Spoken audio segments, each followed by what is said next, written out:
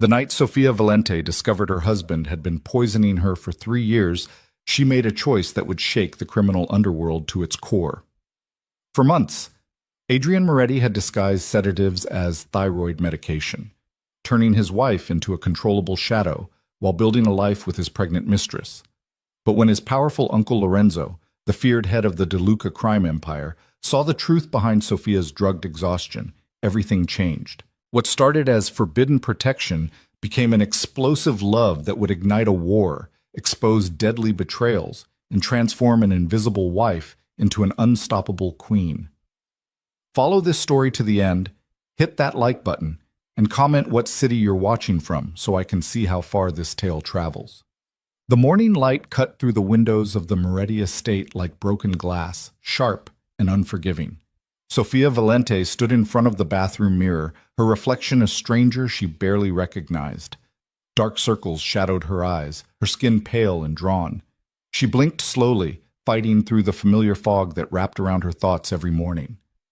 Her hands trembled as she reached for the pill bottle on the marble counter.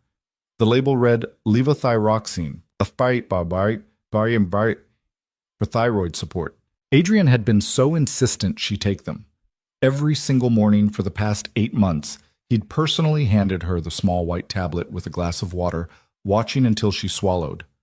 "For your health," he'd say, his voice clipped and businesslike. "You've been gaining weight, getting slower. The doctor says your thyroid needs regulation." Sofia had believed him. Why wouldn't she? He was her husband. They'd been married for 3 years, though it felt like 30. 3 years of slowly disappearing, of becoming smaller and quieter, until she wondered if she'd ever really existed at all. She swallowed the pill dry, wincing as it scraped down her throat. Within 20 minutes, the familiar heaviness would settle over her thoughts, making everything feel distant and manageable. The cruel comments would sting less. The loneliness would feel bearable. The humiliation would fade to background noise. Sofia descended the curved staircase carefully, one hand on the railing. The Moretti house was a monument to wealth and power. Marble floors, crystal chandeliers, artwork worth more than most people's homes. But it had never felt like hers. She was just another possession Adrian had acquired, displayed when convenient, ignored when not. "You're late." Adrian's voice cut through the breakfast room like a blade. He sat at the head of the long dining table, immaculate in a charcoal suit, his dark hair perfectly styled. Everything about Adrian Moretti was precise, controlled, calculated. At 38, he was handsome in a cold way, sharp features, steel-gray eyes that never held warmth when they looked at her. "I'm sorry," Sofia murmured, sliding into her designated seat 3 chairs away from him. The distance was deliberate. He'd moved her farther away 6 months ago, claiming he needed space to think during meals. "Look at you." Adrian's lip curled in distaste. "Did you even brush your hair? We have the family dinner tonight. The entire De Luca family will be there, and you look like you just rolled out of bed." Sofia's hand instinctively went to her hair. She'd brushed it, hadn't she? The morning was already blurring at the edges. "I did brush it. You're useless." Adrian didn't raise his voice. He never needed to. His contempt was surgical, precise. 3 years, Sofia. 3 years I've given you everything, and you can't even make yourself presentable. My colleagues ask why I married someone so unremarkable. Do you know how that makes me look? The words landed like physical blows, but Sofia had learned not to flinch. Flinching only made it worse. "I'll do better," she whispered. "You always say that." Adrian returned his attention to his phone, dismissing her. "Wear the black dress tonight. It's the most flattering for your situation. And for God's sake, try not to embarrass me in front of my family." Sofia stared at the untouched breakfast in front of her. Fruit, toast, coffee. She wouldn't drink because it made her feel more jittery and confused. Her appetite had vanished months ago. Adrian said it was because she was finally developing discipline, but Sofia suspected it was the same fog that clouded her thoughts and made her limbs feel heavy. The sound of the front door opening broke the tense silence. Footsteps echoed across the marble foyer, confident, unhurried. Sofia knew those footsteps. Everyone in the family knew them. Lorenzo De Luca entered the breakfast room like he owned it. At 45, he commanded attention without effort, tall and powerfully built, with silver threading through his dark hair and eyes that missed nothing. He wore his authority the way other men wore expensive suits, naturally, inevitably. As the head of the De Luca crime family, Lorenzo was the man even dangerous men feared. He was also Adrian's uncle, though they couldn't have been more different. "Adrian," Lorenzo's voice was deep, textured with something that made people straighten their spines. "We need to discuss the shipment from Marseille." "Can't it wait?" Adrian barely looked up from his phone. "I'm in the middle of breakfast." "No." Lorenzo's gaze shifted to Sophia, and something flickered in those dark eyes. Concern? Anger? The fog in Sophia's head made it hard to read. "Sophia, you look tired." It was a simple observation, but spoken with more genuine care than anything Adrian had said to her in months. Sophia felt something crack inside her chest. "She's fine," Adrian answered for her. "Just lazy. Refuses to maintain herself properly." "I wasn't talking to you." Lorenzo's tone could have frozen fire. He pulled out the chair next to Sophia and sat down, his attention fully on her. "When was the last time you slept well?" Sophia opened her mouth, then closed it. She couldn't remember. The nights blurred together, restless hours where her mind felt simultaneously wired and exhausted, unable to settle into real rest. I don't know," she admitted. Lorenzo's jaw tightened almost imperceptibly. He looked at Adrian with an expression Sophia couldn't quite decipher through her mental haze. "She needs to see a real doctor, not whatever quack you've been taking her to." "She sees the family physician," Adrian said coldly. "Dr. Russo has been treating her thyroid condition. Everything is under control." "Is it?" Lorenzo leaned back in his chair, his gaze never leaving Adrian's face. "Because she looks worse every time I see her. Slower, weaker. That's not what proper medical treatment does." "Stay out of my marriage, Lorenzo." Adrian's voice dropped to a dangerous register. "What happens between me and my wife is none of your concern." Everything that happens in this family is my concern."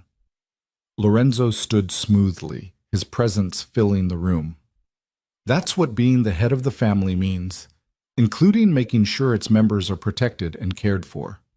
The weight of his words hung in the air. Sophia felt tears burning behind her eyes, though she couldn't quite grasp why. It had been so long since anyone had suggested she deserved protection or care. "I'll see you both tonight at the dinner," Lorenzo continued, his tone making it clear the discussion was over. But before he left, he placed a card on the table in front of Sophia. "This is my personal physician, Dr. Chen.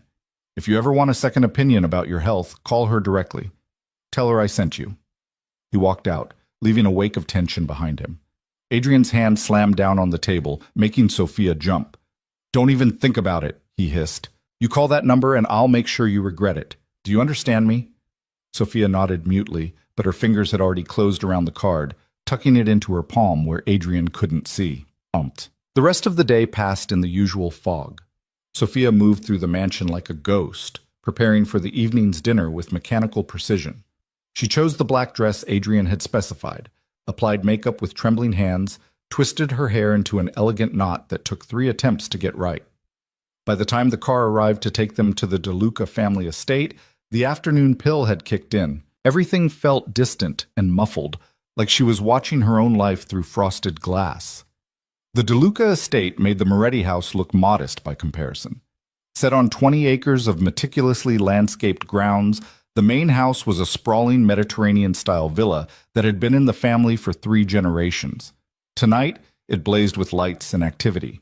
The monthly family dinners were mandatory for all De Luca blood relatives and their spouses, a tradition Lorenzo maintained to keep the family connected and unified. Sophia followed Adrian through the massive front entrance, past the fountain in the courtyard, into the grand dining room where 40 people could sit comfortably. The room was already filling with family members. Lorenzo's cousins, their wives and husbands, children, grandchildren. The De Luca family was vast and powerful, their influence stretching across 3 states. "Adrian, there you are!" A woman's voice, bright and proprietary. Sophia turned to see Natasha Volkov gliding toward them, her model-thin figure wrapped in a designer dress that probably cost more than Sophia's entire wardrobe. Natasha was the daughter of a Russian arms dealer, beautiful and ambitious, and she'd been circling Adrian like a predator for the past year. What Sophia didn't know, what the pills kept her too foggy to notice, was that Natasha was much more than just a family friend. Natasha, Adrian's voice warmed in a way it never did for Sophia. You look stunning. You're too kind. Natasha's smile was razor sharp as her gaze flicked dismissively over Sophia. Sophia, that dress is conservative. How practical. It was an insult wrapped in politeness, and Sophia felt it land even through the pharmaceutical haze. But before she could respond, a commotion at the entrance drew everyone's attention. Lorenzo had arrived. He moved through the crowd with the easy confidence of a man who controlled everything he surveyed. People stepped aside, heads bowed in respect. This was his domain, his family, his empire. But when his gaze found Sophia across the room, standing isolated while Adrian laughed with Natasha, something dangerous flickered across his features. He changed direction, heading straight for her. Sophia, Lorenzo's voice cut through the noise. You'll sit with me tonight. It wasn't a request. Adrian's head snapped around, his expression darkening. She sits with me, Adrian said tightly. She's my wife. And this is my table. Lorenzo's smile didn't reach his eyes. I'm rearranging the seating. Sophia will be on my right. You and Natasha can sit together since you seem so comfortable with that arrangement. The implication hung in the air like smoke. Sophia saw Adrian's jaw clench, saw the flash of rage in his eyes, but he couldn't object. Not here, not publicly, not when Lorenzo held all the power. Dinner was a surreal experience. Sophia sat at Lorenzo's right hand, acutely aware of the speculative looks from other family members. The way Adrian's gaze burned into her from across the table, the way Natasha's perfect smile had frozen into something brittle and false. Lorenzo treated Sophia like she mattered. He served her food, asked her opinions, included her in conversations. It was such a stark contrast to Adrian's treatment that Sophia felt dizzy with it, though that might have been the pills. Everything felt dreamlike and disconnected. You're not eating, Lorenzo observed quietly, his voice low enough that only she could hear. I'm not very hungry, Sophia admitted. You never are anymore. It was a statement, not a question. How long have you been taking that medication? Sophia blinked slowly, trying to remember. 8 months, maybe 9. Adrian says I need it. For your thyroid. Yes. Lorenzo was silent for a long moment, his expression unreadable. Then he said something that cut through the fog like lightning. What were the symptoms that made him think you needed thyroid treatment? Sophia opened her mouth and realized she didn't have an answer. She couldn't remember being diagnosed, couldn't remember symptoms before the pills started. The only thing she remembered clearly was Adrian telling her she was sick, needed treatment, needed to trust him. I don't remember, she whispered. Lorenzo's hand found hers under the table, his grip warm and solid and real. Listen to me very carefully, Sophia. I want you to stop taking those pills, just for 3 days. Can you do that? Adrian will notice, she breathed. Let him notice. Lorenzo's voice was steel wrapped in silk. Tell him you forgot. Tell him anything, but I need you clear-headed for what's coming. What's coming? The truth. The dinner continued, but Sophia barely registered the courses, the conversations, the carefully orchestrated family politics playing out around her. Her mind kept circling back to Lorenzo's words. Stop taking the pills. It seemed impossible. Adrian monitored her so carefully.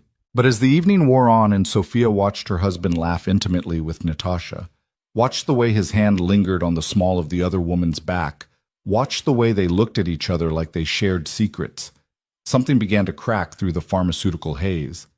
She wasn't imagining it. Whatever was happening between Adrian and Natasha, it was real. The dinner finally ended near midnight. Adrian was in a foul mood as they drove home, his hands tight on the steering wheel. What the fuck was that about? He demanded. Lorenzo seating you at his right hand like you're someone important? I don't know, Sophia said honestly. He just wanted to embarrass me. Adrian's voice was venomous. Make me look weak in front of the family, and you let him use you to do it. I didn't. Shut up. Adrian's hand lashed out, not hitting her, but slamming against the dashboard with enough force to make Sophia flinch. You're an embarrassment, a fat, useless embarrassment. Do you know what people say about you? About why I married you? Sophia closed her eyes, letting the words wash over her. She'd heard variations of this speech 1,000 times. They say I must have been desperate, Adrian continued, his voice cruel and precise. That you must have had family, money, or connections. But you didn't even have that. You were just a fucking waitress I felt sorry for. The biggest mistake of my life. Each word was designed to hurt, to diminish, to destroy. And for 3 years, they had worked. But tonight, something was different. Maybe it was Lorenzo's unexpected kindness. Maybe it was seeing Adrian's hand on Natasha's back. Maybe it was the question that had been planted in her mind. What symptoms did you have before the pills? When they got home, Adrian went straight to his study. He'd been sleeping there for the past 4 months, claiming he needed space to work. Sophia climbed the stairs to the bedroom that had once been theirs and was now just hers. She stared at the pill bottle on her nightstand. Lorenzo's voice echoed in her memory. Just for 3 days. With trembling hands, Sophia picked up the bottle and walked to the bathroom. She turned it upside down over the toilet, watching the white tablets tumble into the water. Then she flushed, watching them disappear, watching 3 years of fog and compliance spiral away. There was no going back now. The first day without the pills was hell. Sophia woke before dawn, her body screaming. Every nerve felt exposed and raw. Her hands shook, her head pounded. Nausea rolled through her in waves. This wasn't what stopping thyroid medication felt like. This was withdrawal. What has he been giving me? The question crystallized in her mind with terrifying clarity. Real thyroid medication didn't do this. Real medication didn't leave you foggy and compliant and disconnected from reality. Real medication didn't make your hands shake when you stopped taking it. Adrian had been drugging her with something else. The realization hit like a physical blow. Sophia barely made it to the bathroom before she vomited, her body purging whatever chemicals had been controlling her for months. She stayed there on the cold tile floor for over an hour, shaking and sick, and finally starting to understand. When Adrian came to check on her that morning, Sophia pretended to be asleep. She heard him set down her morning pill and water on the nightstand, heard him leave. The moment his footsteps faded, she flushed the pill. By the second day, the physical symptoms were subsiding, but everything else was getting sharper. Memories surfaced that she'd forgotten or suppressed.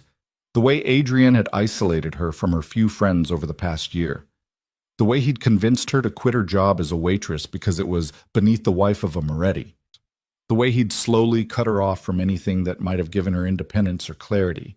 And the way he'd been coming home later and later, smelling of expensive perfume that wasn't hers. Sophia's mind cataloged every sign she'd been too drugged to process. The mysterious charges on their credit card for jewelry she'd never received. The weekend business trips that always seemed to coincide with Natasha being out of town. The way they looked at each other at family dinners. By the third day, Sophia felt like a different person. Her mind was sharp for the first time in months. The fog had lifted, and what she saw beneath it was a nightmare of manipulation and betrayal. She was standing in the kitchen that afternoon, drinking coffee, actual coffee that didn't make her feel jittery anymore because it wasn't interacting with sedatives. When Adrian's phone buzzed on the counter, he'd left it there while he went to take a shower. Sophia shouldn't have looked, but clarity brought courage, and courage brought action. She picked up the phone. No password. Adrian was arrogant enough to believe she'd never dare check. The messages that filled the screen made her blood run cold. Natasha. When are you going to tell her? I'm 3 months along now. We can't hide this forever. Adrian. Soon. I need to time it right.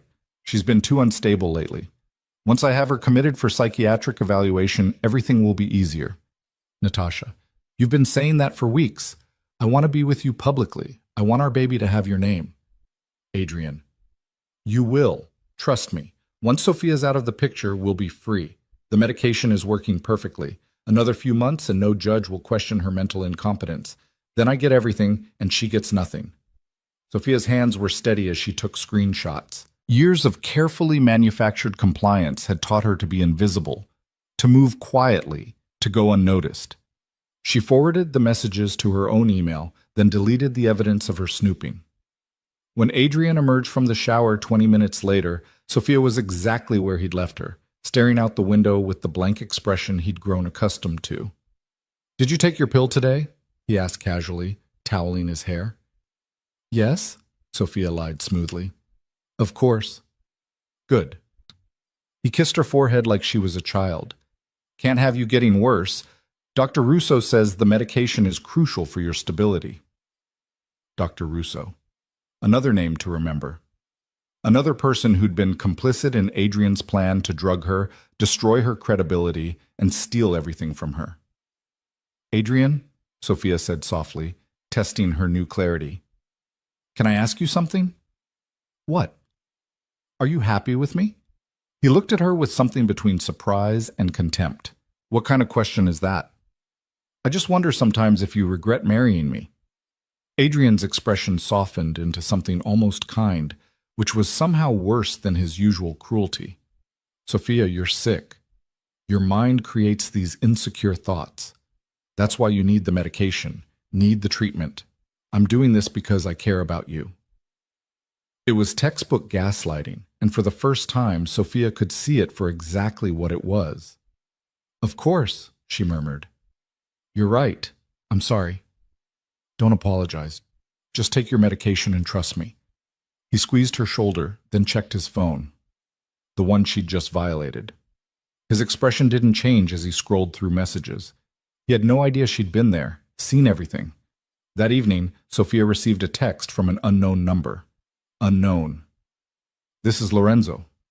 How are you feeling? Her heart hammered as she typed a response, deleting and retyping 3 times before sending. Sophia. Different, clearer, scared. Lorenzo. Good. Fear means you're seeing clearly. Can you meet me tomorrow? Somewhere Adrian won't know about? Sophia. Where? Lorenzo. There's a gallery on 5th Street, contemporary art. Adrian would never go there. He hates modern art. 2 o'clock. Sophia. I'll be there. Eat. The gallery was almost empty on a Tuesday afternoon. Sophia stood in front of a massive abstract painting, seeing it clearly for the first time in months. The colors were vivid, the shapes intentional, the chaos on the canvas somehow making perfect sense. It's about transformation, Lorenzo's voice came from behind her. The artist described it as depicting the moment someone realizes they've been living in a cage they didn't know existed. Sophia turned to face him. Lorenzo looked different away from the family dinners and the performative dynamics of the DeLuca estate. More human, but no less powerful.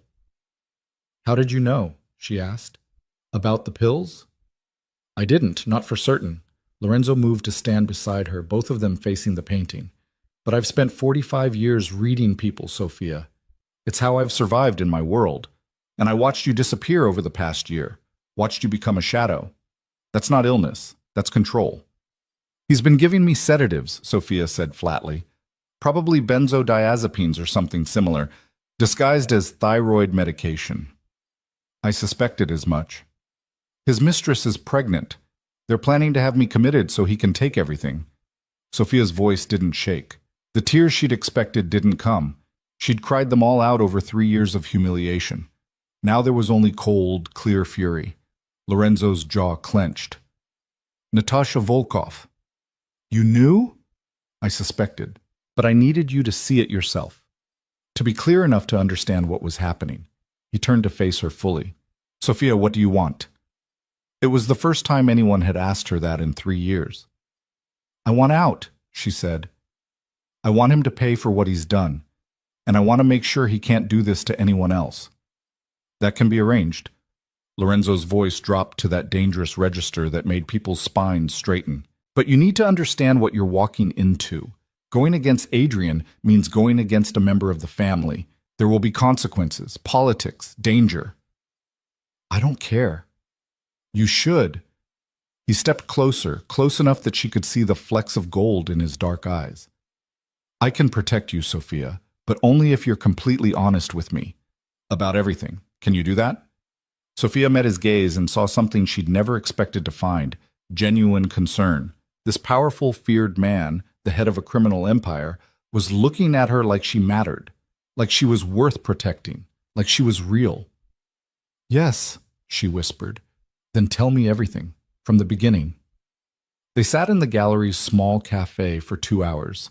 Sophia told him about the gradual isolation, the escalating verbal abuse, the moment the pills started, and how her life had dissolved into fog. She told him about the messages she'd found, about Natasha's pregnancy, about Adrian's plan to have her committed. Lorenzo listened without interrupting, his expression growing darker with each revelation. "I have the screenshots," Sophia finished, "evidence of their affair, of their plan, but I don't know what to do with it." "You give it to me," Lorenzo said, "and you let me handle this the right way." "What's the right way?" Lorenzo's smile was sharp and cold. "Family dinner is in 2 weeks. That's when we expose everything, publicly, in front of the entire family. Adrian thinks he can manipulate the situation, control the narrative, but he's forgetting one crucial detail." "What's that?" "I control the family, not him." Lorenzo reached across the table, covering her hand with his. The touch sent electricity through Sophia's newly awakened nerves. "Stay strong for 2 more weeks. Can you do that?" "Yes." "Keep pretending to take the pills. Act foggy when he's around. Don't let him suspect anything has changed. And then? Then we destroy him." Sophia should have been afraid, should have questioned the wisdom of trusting one powerful man to save her from another. But something in Lorenzo's eyes told her this was different. He wasn't trying to control her. He was offering her a weapon. "Why are you helping me?" she asked. Lorenzo was quiet for a long moment. When he spoke, his voice carried weight she didn't fully understand yet. "Because I know what it's like to be trapped in a life someone else designed for you. And because when I look at you, Sophia, I don't see the broken woman Adrian tried to create. I see someone extraordinary who's been buried under abuse and chemicals. I want to see what happens when she's finally free." The way he said it, the intensity in his gaze, made Sophia's breath catch. This was dangerous territory, emotion she had no right to feel for her husband's uncle. But the pills were gone, the fog had lifted, and for the first time in 3 years, Sophia felt alive. "Thank you," she whispered. "Don't thank me yet." Lorenzo stood, his hand lingering on hers for a moment longer than necessary. "The hard part is just beginning." The next 2 weeks were an exquisite torture. Sophia played her role perfectly, the foggy, compliant wife Adrian expected. She pretended to take her pills, dumping them when he wasn't looking.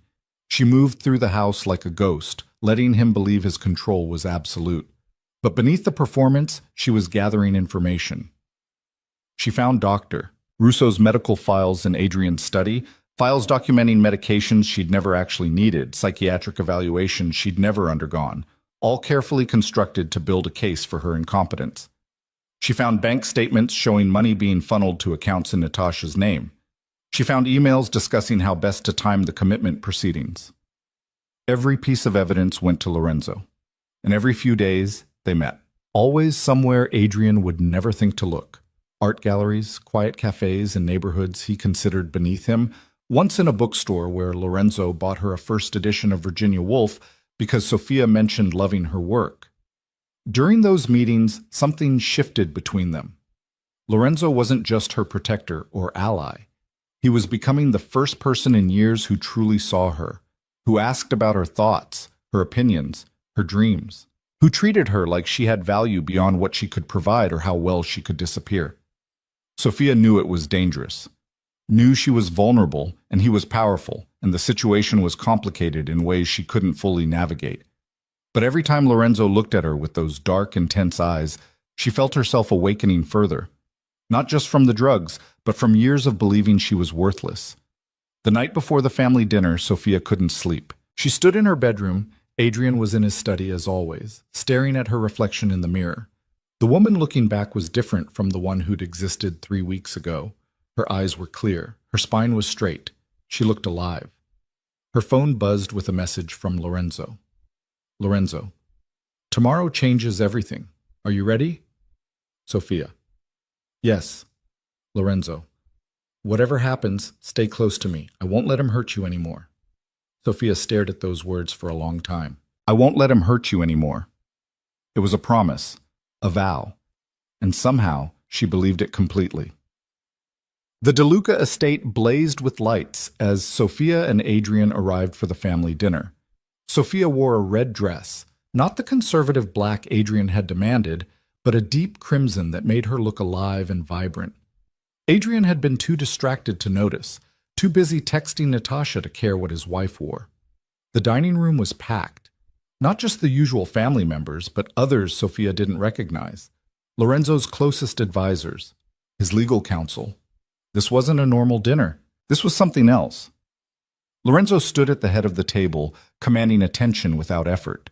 When his gaze found Sophia, something fierce and protective flashed across his features. "Thank you all for coming," Lorenzo began, his voice carrying easily across the room. "Tonight's dinner is special. Tonight we address a matter that affects the integrity of our entire family." Adrian stiffened beside Sophia. He'd sensed something was wrong. "What's this about, Lorenzo?" Adrian asked, his voice carefully neutral.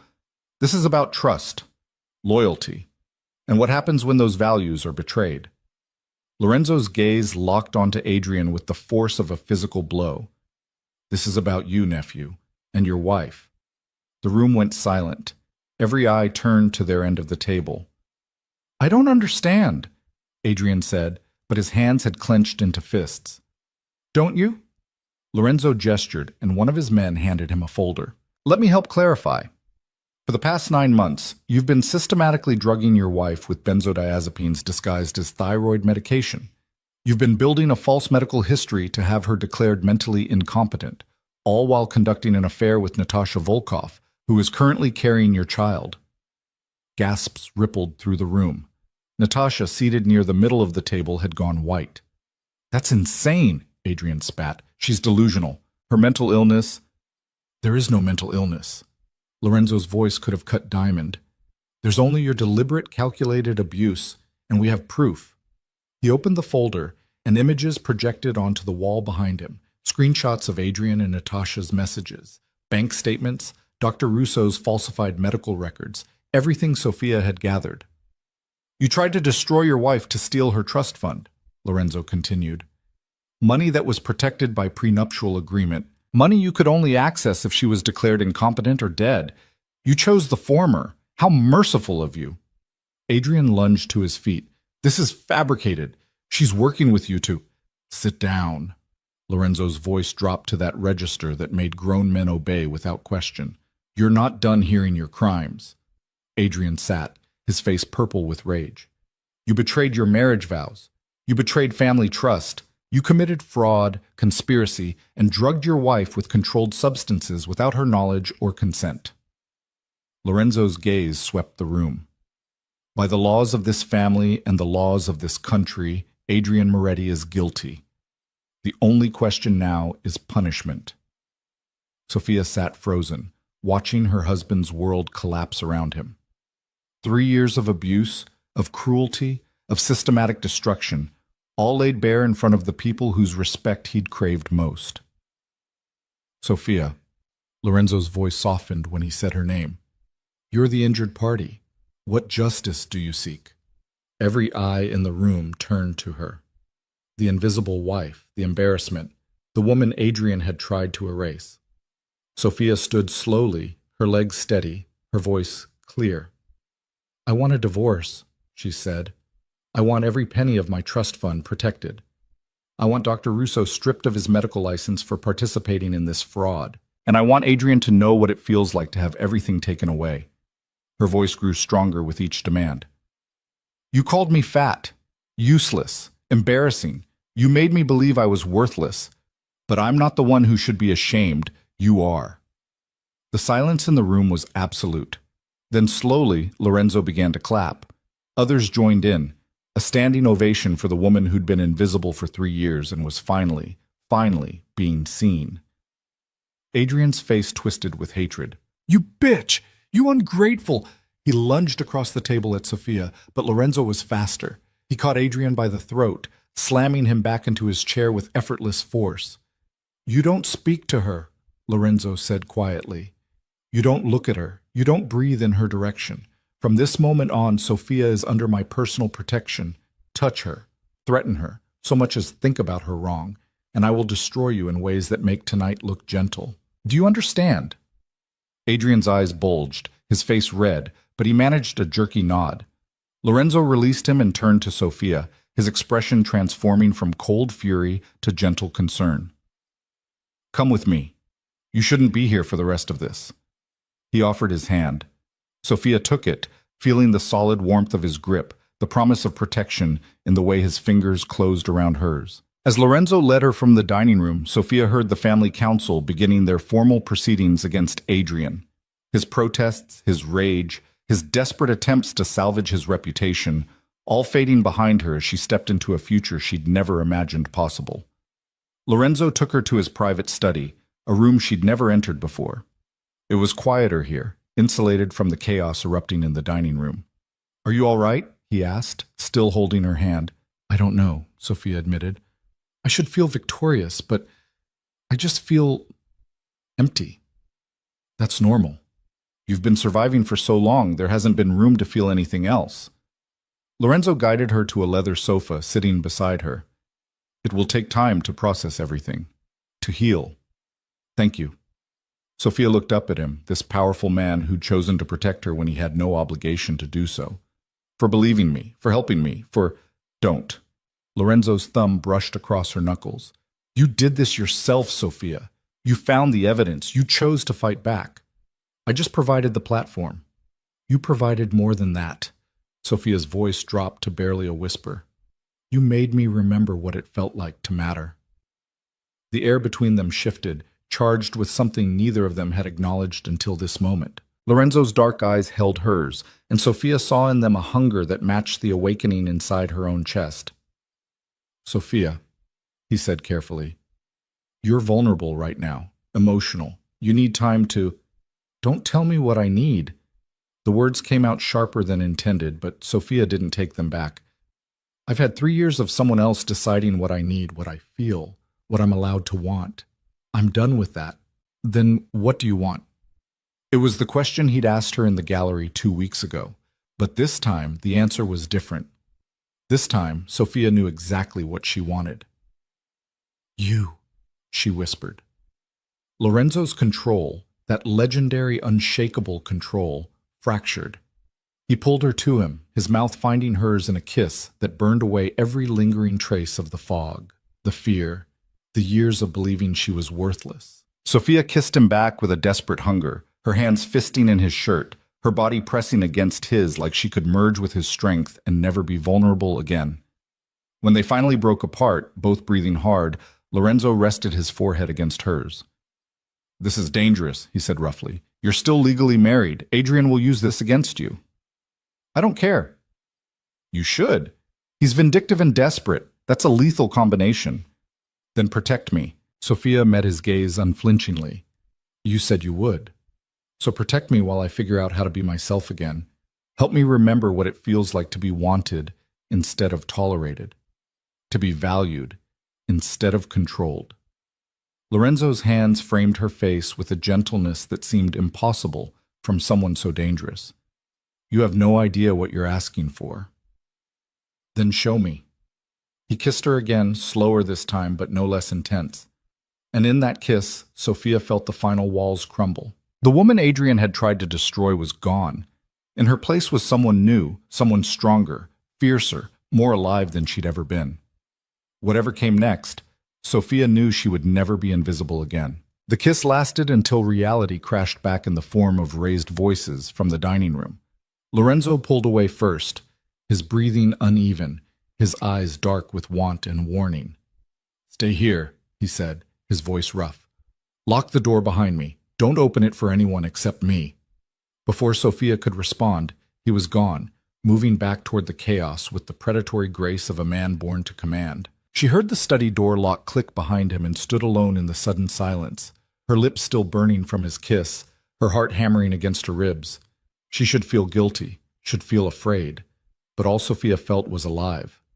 The sounds from the dining room grew louder, Adrian's voice rising in fury, other voices arguing, the sharp crack of something breaking. Sophia moved to the window, watching the manicured gardens beyond, trying to process everything that had happened in the last 3 hours. Her marriage was over, her husband's crimes were exposed, and she'd just kissed the most powerful man in the criminal underworld. The rational part of her brain screamed warnings. Lorenzo was dangerous. He was Adrian's uncle. He controlled an empire built on violence and fear. Getting involved with him was trading one cage for another, wasn't it? But the part of her that had spent 3 years suffocating under Adrian's control, the part that had finally broken free from the chemical fog, that part knew the truth. Lorenzo had given her choices.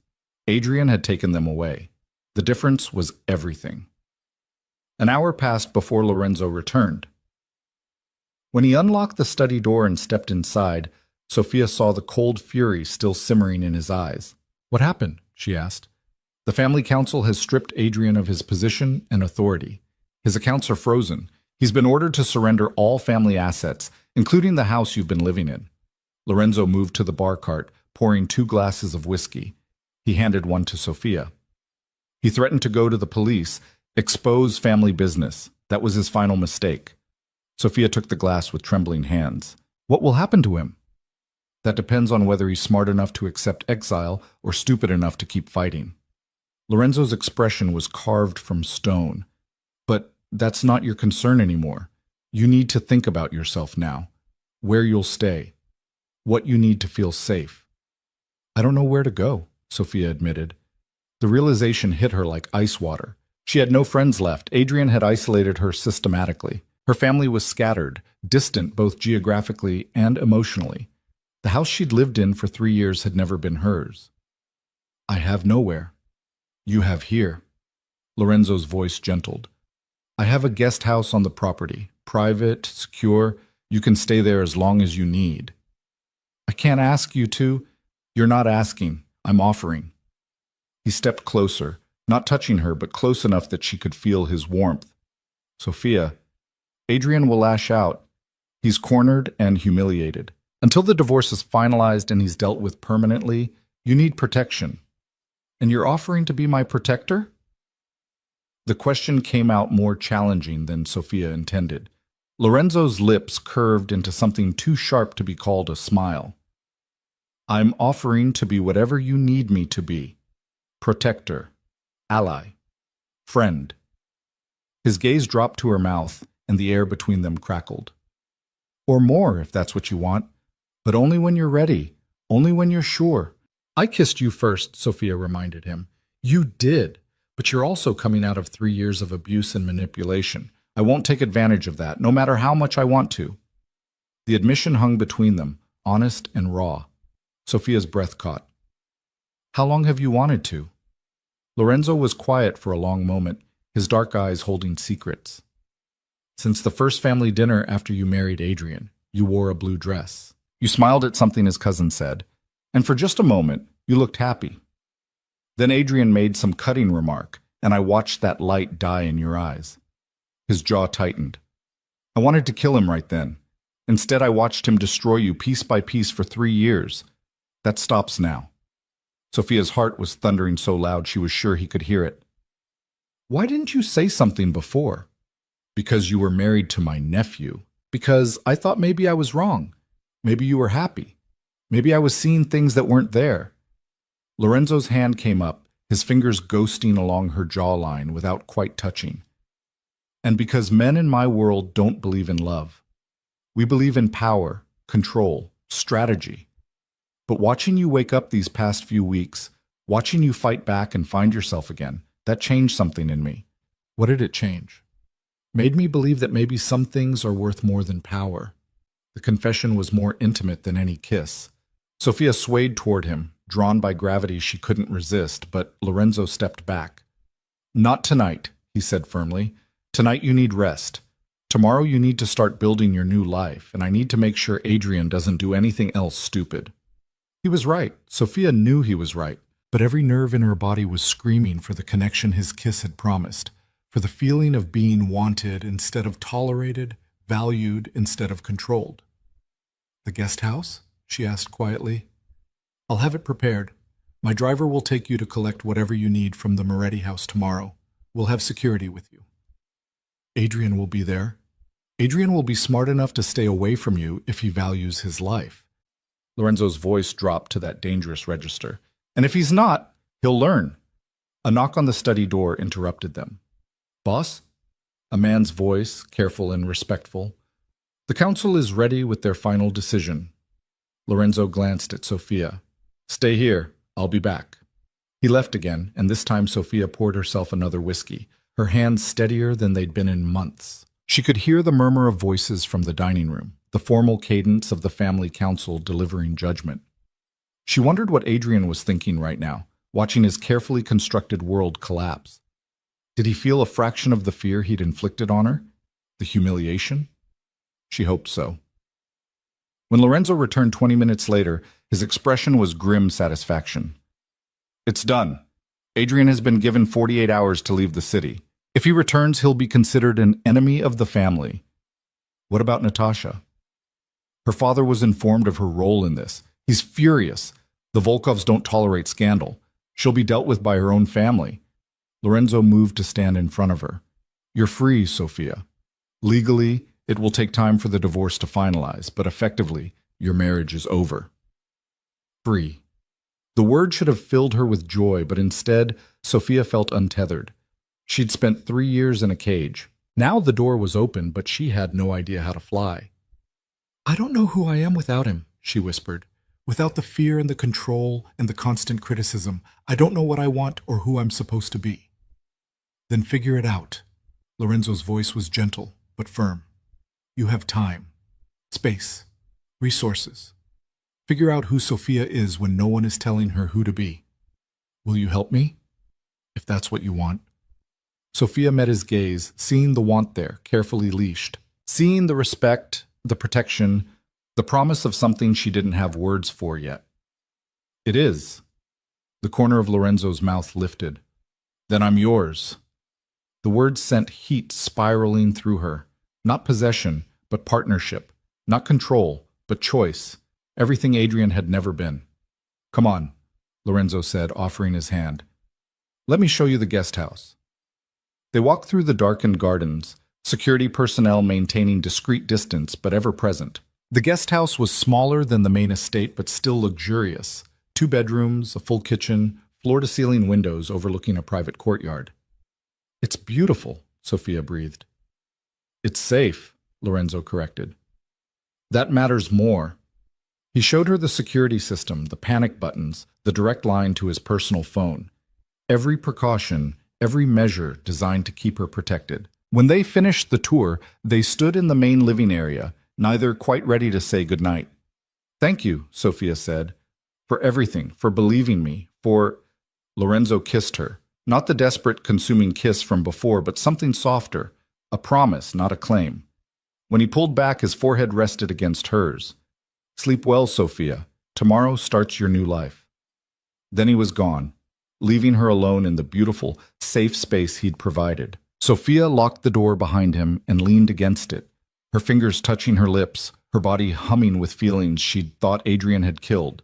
She was free, terrified, exhilarated, and for the first time in 3 years she couldn't wait to see what tomorrow would bring. The next morning arrived with brilliant sunshine and a knock on the guest house door at 8 sharp. Sophia, who'd slept better than she had in months, opened it to find a woman in her 40s with kind eyes and professional demeanor. "Mrs. Moretti, I'm Maria Santos, Mr. DeLuca's head of household. He asked me to help you get settled and accompany you to collect your belongings from the Moretti residence." Maria's smile was warm. "I've brought breakfast, and we have a car ready whenever you are." Sophia invited her in, grateful for the company and the normalcy of shared coffee and conversation. Maria was efficient and kind, asking what Sophia needed without being invasive, offering help without being controlling. It was such a stark contrast to the last 3 years that Sophia found herself relaxing in ways she'd forgotten were possible. By 9:30, they were in one of the DeLuca family's armored SUVs, 2 security personnel in the front seat, heading toward the house Sophia had shared with Adrian. Her stomach twisted as they pulled up to the familiar property. "We'll go in with you," one of the security men said. His name was Marco, and he had the build of someone who could break a man in half. "Mr. DeLuca's orders. You're not to be alone with Adrian Moretti under any circumstances." The house felt different as Sophia walked through it. Smaller somehow, less intimidating. She moved through the rooms mechanically, packing clothes, a few books, the small items that had been hers before the marriage. There wasn't much. Adrian had systematically replaced everything she'd owned with things he'd chosen, things that reflected his taste, his control. She was in the bedroom, folding clothes into a suitcase, when she heard the front door slam. Get the fuck out of my house. Adrian's voice, raw with rage. Sophia's hands froze on the silk blouse she'd been folding. Marco appeared in the bedroom doorway instantly. Stay here, he ordered, then moved toward the commotion. But Sophia couldn't stay. Some perverse need to face him, to see him with clear eyes, drew her to the top of the stairs. Adrian stood in the foyer, disheveled and wild-eyed, facing off against Marco and his partner. This is my house, Adrian was screaming. My wife, You have no right. You have no rights. Lorenzo's voice cut through the chaos like a blade. He'd appeared from somewhere, moving with that predatory calm. The house belongs to the family. Sophia is under my protection. You have no claim to either. Adrian's gaze snapped up, finding Sophia on the stairs. His expression twisted into something ugly and desperate. You bitch! You think you've won? You think he actually cares about you? He laughed, the sound unhinged. He's using you to get back at me. The moment he's bored, you'll be nothing again. The words were designed to hurt, to make her doubt. 3 weeks ago, they would have worked. But Sophia had spent those weeks clearing the fog from her mind, and she saw Adrian clearly now. Saw the desperation, the pathetic need to wound because he'd been wounded. You're pathetic, she said quietly, descending the stairs with measured steps. You spent 3 years trying to convince me I was worthless because you knew the truth, that you were, that you needed to destroy me to feel powerful because you had nothing else. I gave you everything. Adrian lurched forward, but Marco blocked him effortlessly. You gave me nothing but pain. Sophia reached the bottom of the stairs, Lorenzo moving to stand beside her, a solid presence. And now you have nothing. No wife, no family, no power, just yourself. I hope that's enough, Adrian. I really do, because it's all you're ever going to have. Adrian's face purpled with rage. He tried to push past Marco, hands reaching for Sophia with clear intent to harm. What happened next occurred so fast Sophia barely tracked it. Lorenzo moved like liquid violence, catching Adrian's wrist and twisting it behind his back with surgical precision, forcing him to his knees. I warned you, Lorenzo said, his voice deadly calm. Told you what would happen if you threatened her. Did you think I was bluffing? Let go of me, Adrian thrashed, but Lorenzo's grip was unbreakable. You have 24 hours to leave the city. That timeline just became 12. If I see you, hear about you, or catch even a whisper that you're within 100 miles of Sophia, I will end you. Not quickly, not mercifully. I will make you beg for death and deny you that kindness. Do you understand? Adrian's response was a choked gasp of pain as Lorenzo increased pressure on his wrist. I said, do you understand? Yes, Adrian spat. Yes, I understand. Lorenzo released him with a shove that sent Adrian sprawling on the marble floor. Get him out of here, he ordered Marco. Make sure he leaves, now. As security hauled Adrian to his feet and dragged him toward the door, he twisted back to look at Sophia, his expression pure venom. You'll regret this, both of you. I'll make sure of it. The threat hung in the air even after the door slammed behind him. Sophia found herself trembling, not with fear but with the adrenaline crash of confrontation. Lorenzo's hand found the small of her back, steady and warm. Are you all right? Yes. Sophia took a shaky breath. Actually, I am. Is that strange? No. Lorenzo's thumb traced small circles through her blouse. That's strength. You faced him without fear. That's not strange. That's remarkable. Maria appeared from the kitchen, her expression concerned. I have your things packed, Mrs. Moretti. Shall we go? Please. And Maria? Sophia turned to face her. It's just Sophia. I'm not Mrs. Moretti anymore. The smile Maria gave her was brilliant. Of course, Sophia. The return to the DeLuca estate felt like returning to sanctuary. As they unloaded Sophia's meager belongings into the guest house, she realized how little of her life with Adrian she actually wanted to keep. Most of it could burn for all she cared. Start fresh, Lorenzo suggested, watching her frown at the clothes she'd packed. Buy new things, things you choose, things that make you feel like yourself. I don't know what I like anymore, Sophia admitted. Adrian chose everything, my clothes, my hair, what I ate, where I went. I don't even know what my taste is. Then experiment. Try things. Fail at them. That's what freedom means. Lorenzo had business to attend to. He ran a criminal empire, after all. But he left her with Maria's number, his personal line, and strict instructions to call if she needed anything.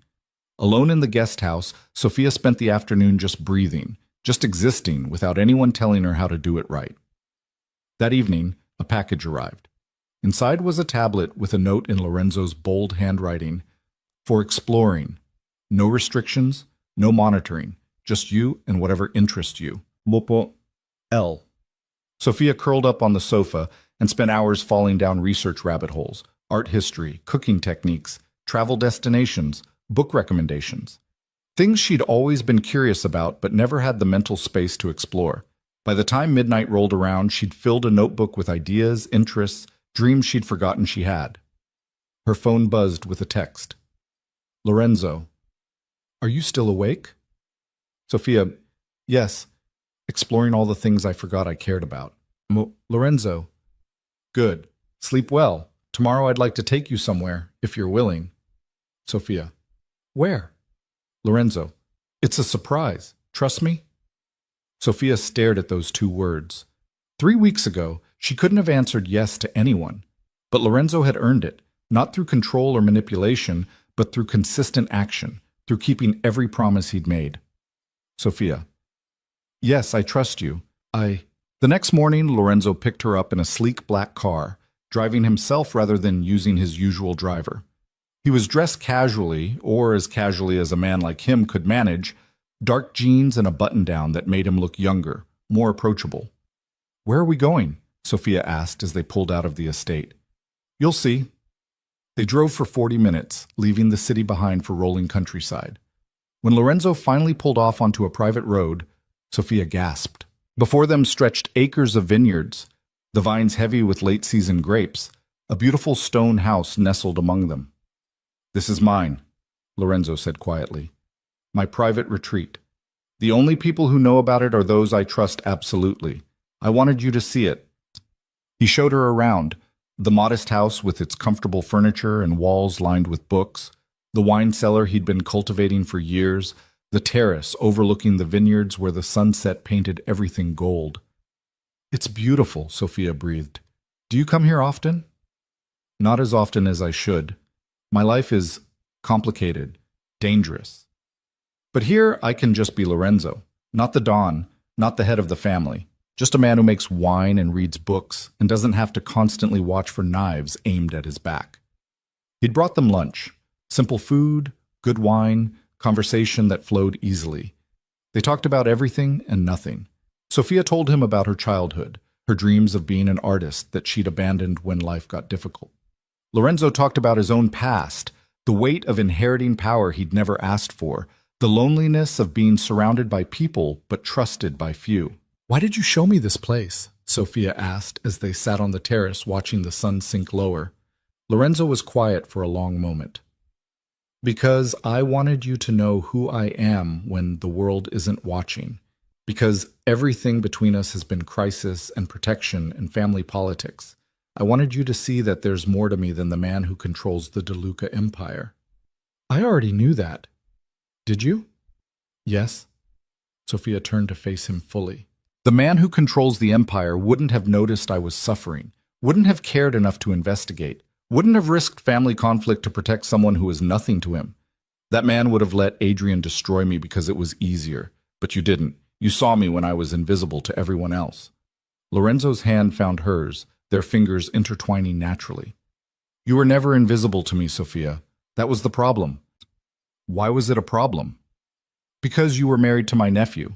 Because I'm not a good man who deserves good things. Because I've done things that would horrify you if you knew the details. His thumb traced circles on her palm. But I'm selfish enough that I don't care.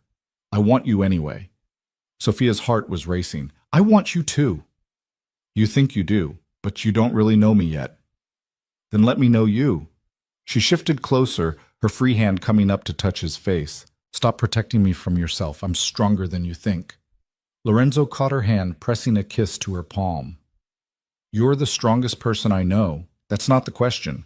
The question is whether you're ready for what being with me means, the danger, the violence, the things I'll have to do to keep you safe. You're already keeping me safe. From Adrian. But there are others, rivals, enemies, people who would hurt you to hurt me the moment they knew you mattered. His expression was tortured. I can't lose you to that, Sophia. Better to keep distance than to paint a target on your back. It's too late for distance. Sophia leaned in, her lips a breath away from his. You already matter to me. The target's already there. So stop being noble and kiss me. Lorenzo's control shattered. He pulled her to him, his mouth claiming hers with an intensity that stole her breath. This wasn't the gentle promise from the guest house or the desperate connection from his study. This was hunger, want, need, everything they'd both been denying. Sophia kissed him back just as fiercely, her hands fisting in his shirt, pulling him closer. She'd been half alive for 3 years, and Lorenzo made her feel like she was burning from the inside out, every nerve awakening, every sensation magnified. When they finally broke apart, both breathing hard, Lorenzo rested his forehead against hers. This is dangerous. I don't care. You should. I spent 3 years being careful, being controlled, being what someone else wanted me to be. I'm done with that. Sophia met his dark gaze unflinchingly. I want you. I want this.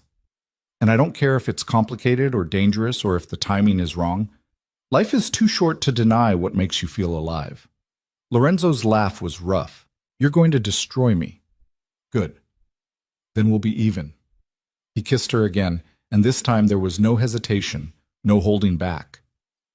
They moved inside, to the comfortable bedroom Lorenzo had created for himself in this sanctuary, and Sophia felt the last pieces of her old life fall away. Making love to Lorenzo was nothing like the mechanical, obligatory encounters with Adrian. This was passion, connection, two people choosing each other with full awareness and complete desire. Lorenzo touched her like she was precious, like every inch of her mattered, like he wanted to memorize her with his hands and mouth. And Sophia, finally free from the fog that had controlled her for so long, finally allowed to want and feel and choose, gave herself over to sensation completely. She was loud, demanding, unrestrained, everything Adrian had shamed her for being. Lorenzo loved it, encouraged it, told her she was beautiful and perfect in his. Afterward, they lay tangled together in the fading light, Sophia's head on Lorenzo's chest, his fingers tracing lazy patterns on her back. I don't regret this, she said quietly. I know I should probably wait, process the divorce, figure myself out first. But I don't regret this. Neither do I. Lorenzo's voice rumbled under her ear. Though I should. You deserve better than a man like me. Stop telling me what I deserve. Sophia propped herself up to look at him. I know what I deserve. Respect. Protection. Someone who sees me as an equal partner, not property. You give me all of that. I also give you danger. Life is dangerous. At least with you, I'm choosing my danger instead of having it inflicted on me. Lorenzo cupped her face, his expression fierce. I will protect you with everything I have. You understand that? Everything. Anyone who tries to hurt you will answer to me. I know. Sophia kissed him softly. But I'm not asking you to fight all my battles. I'm asking you to stand beside me while I learn to fight my own. Something in Lorenzo's expression shifted. Respect, admiration, maybe even love, though it was too soon for either of them to use that word. Then that's what I'll do. They stayed at the vineyard through sunset and into the evening, talking and making love, and existing in a bubble separate from the complicated reality waiting for them. But eventually, reality called. Lorenzo had business to handle, and Sophia needed to start building the life she'd claimed she wanted. The drive back to the estate was quiet, comfortable silence rather than awkward. When Lorenzo walked her to the guest house door, he kissed her one more time. Tomorrow I have meetings all day. But tomorrow night, have dinner with me? Properly. A real date. Sophia smiled. I'd like that. Good. Wear something that makes you feel powerful. His thumb brushed her lower lip. Not for me. For yourself. As Sophia lay in bed that night, her body pleasantly sore and her mind clearer than it had been in years, she thought about Lorenzo's words. Wear something that makes you feel powerful. The problem was, she didn't own anything like that. Everything in her closet had been chosen by Adrian or approved by his critical eye. Tomorrow, she decided, she'd fix that. Tomorrow, she'd start becoming whoever Sophia was meant to be. But tonight, she'd just enjoy the feeling of being wanted, valued, and finally free. Morning came with Maria knocking softly at the guest house door, a knowing smile on her face that made Sophia blush despite herself. The older woman carried coffee and fresh pastries, setting them on the kitchen counter with practiced efficiency. "Mr. DeLuca asked me to take you shopping today," Maria said, her tone carefully neutral. "He thought you might want to find something for dinner tonight." "He told you about that?" "He tells me very little, but I've worked for him for 15 years. I know when something important is happening." Maria's smile warmed. "And you, Sophia, are important."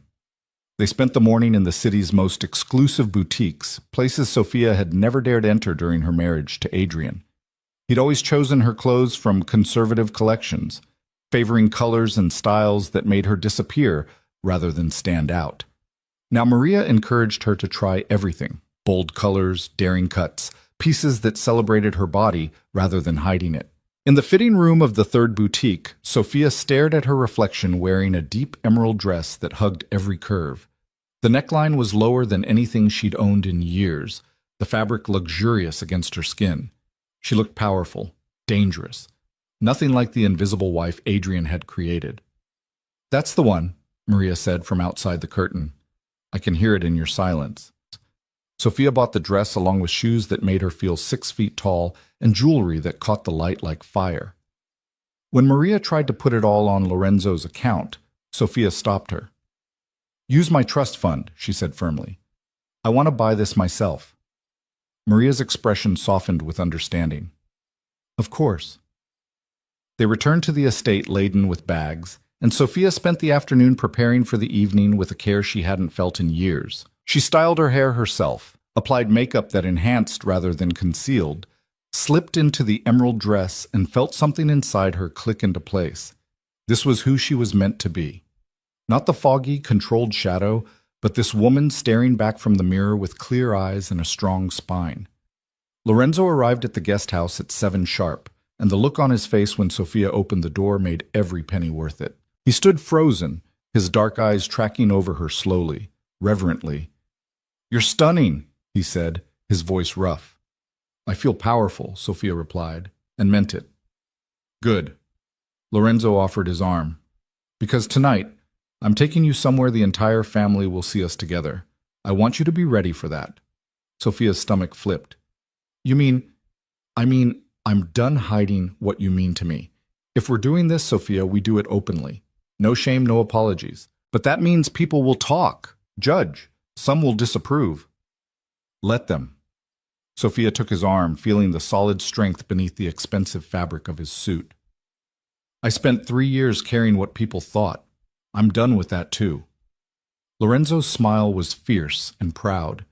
He drove them to an upscale restaurant in the heart of the city, the kind of place where the powerful came to see and be seen. The maitre d' recognized Lorenzo immediately, ushering them to a private corner table that still offered a view of the entire dining room. Sophia felt eyes on them the moment they sat down. She recognized some faces from family dinners, cousins, associates, people who'd witnessed her humiliation at Adrian's hands. Now they watched her walk in on Lorenzo DeLuca's arm, wearing confidence like armor, and she could practically hear the gossip igniting. "They're staring," Sophia murmured. "Let them stare." Lorenzo's hand found hers across the table. "You have nothing to be ashamed of. Adrian's only been gone 3 days. Adrian destroyed your marriage long before 3 days ago. Everyone with eyes could see it." Lorenzo's thumb traced circles on her wrist. "And anyone who wants to judge can answer to me." Dinner was exquisite. Courses of food Sophia actually tasted for the first time in months. Wine that didn't interact with sedatives because there were no sedatives, conversation that ranged from serious to playful without ever feeling forced. Lorenzo asked about her morning shopping, her interests, her thoughts on everything from art to politics. He listened like her opinions mattered, challenged her when he disagreed, laughed at her observations. It was the first real date Sophia had been on in years, and she felt like she was discovering what partnership could actually mean. Halfway through dessert, a woman approached their table. Sophia recognized her, Gianna DeLuca, Lorenzo's cousin and one of the family's senior advisors. She was elegant and sharp-eyed, her expression carefully neutral. "Lorenzo," Gianna said, "I hope I'm not interrupting." "You are, but I assume it's important." Lorenzo didn't release Sophia's hand. "I wanted to speak with Sophia, actually." Gianna's gaze shifted. "May I?" Lorenzo looked at Sophia, letting her decide. She nodded, curiosity overriding caution. Gianna slid into the empty chair beside them. "I owe you an apology," she said directly. "I saw what Adrian was doing to you at family dinners, the way he spoke to you, dismissed you, made you small. I said nothing because I convinced myself it wasn't my business. That was cowardice, and I'm sorry." Sophia blinked, surprised by the directness. "Why are you telling me this now?" "Because you're with Lorenzo now, which means your family in a different way. And because I want you to know that not everyone in this world is like Adrian. Some of us actually believe in loyalty and protection." Gianna's expression hardened. "What he did, drugging you, planning to have you committed, that violated every code we live by. If the council hadn't exiled him, many of us would have demanded worse." "Thank you," Sophia said quietly. "That means more than you know." Gianna stood, nodding to both of them. "Enjoy your evening. And Sophia, that dress is perfect. You look like someone who could run this family if she wanted to." After she left, Lorenzo raised an eyebrow. "That was unexpected." "She's right, though," Sophia said. "I was so isolated, I thought everyone saw me the way Adrian did, like I was nothing." "You were never nothing. You just couldn't see yourself clearly through the fog he created." Lorenzo signaled for the check. "Ready to go? Or would you prefer to stay and let them stare some more?" "Let's go home." The word slipped out naturally, and Sophia realized she meant it. The DeLuca estate felt more like home than anywhere she'd lived with Adrian. They walked through the restaurant hand in hand, Sophia's head high, meeting curious stares with calm confidence. Let them look. Let them judge. She was done shrinking to make other people comfortable. The drive back to the estate was quiet, charged with the same electric awareness that had sparked between them at the vineyard. When Lorenzo walked her to the guest house door, Sophia didn't let go of his hand. "Come inside," she said. "Sophia, I know what I'm asking." She met his gaze steadily. "And I know what I want. Stop protecting me from choices I'm ready to make." Lorenzo's restraint crumbled. He followed her inside, kicking the door shut behind them, pulling her into his arms with the urgency of a man who'd been holding back too long. They made it as far as the couch before clothes started coming off, before gentle turned desperate, before everything dissolved into heat and need and connection. Afterward, they lay tangled together, Sophia's head on Lorenzo's chest, listening to his heartbeat slow. "I'm falling for you," she whispered into the darkness. "I know it's too fast and too soon and probably completely insane, but I need you to know." Lorenzo's arms tightened around her. "It's not insane. And it's not one-sided." He pressed a kiss to her hair. "But I need you to understand what that means. The people who matter to me become targets. I have enemies, Sophia, dangerous ones. Being with me puts you at risk. Being alive puts me at risk." Sophia propped herself up to look at him. "Adrian could have killed me with those drugs. A car accident could take me out tomorrow. Nothing is guaranteed, but this, what we have, this makes me feel alive. I'm not giving that up because of hypothetical danger." "It's not hypothetical, it's real." Lorenzo's expression was troubled. "I'm not trying to scare you. I'm trying to make you understand." "Then help me understand. Tell me about your world. The real parts, not the sanitized version." Lorenzo was quiet for a long time, his fingers tracing absent patterns on her shoulder. When he finally spoke, his voice was heavy with things he'd carried alone for too long. "I inherited this empire when I was 23. My father was killed by a rival family, and suddenly I was responsible for hundreds of people, millions in assets, operations across 3 states. I had to learn fast or lose everything." His jaw tightened. "I've made decisions that haunt me. Ordered things done that can't be undone. I've traded mercy for survival more times than I can count." "But you showed me mercy," Sophia said quietly, "when you could have ignored what Adrian was doing." "That wasn't mercy. That was justice." Lorenzo met her gaze. "There's a difference. Mercy is weakness in my world. Justice is power applied correctly. What Adrian did to you demanded correction. And what are you applying to me? Power or mercy? The question caught him off guard. Lorenzo studied her face in the dim light, seeing past the beautiful woman to the sharp mind beneath. Neither. With you, I'm just a man trying to be worthy of something good. Trying to prove I'm more than the sum of my worst actions. You are. Sophia kissed him softly. You're the man who saw me when I was invisible, who gave me choices when everyone else took them away, who makes me feel strong instead of small. That's who you are to me. That's who I want to be for you. Lorenzo pulled her closer.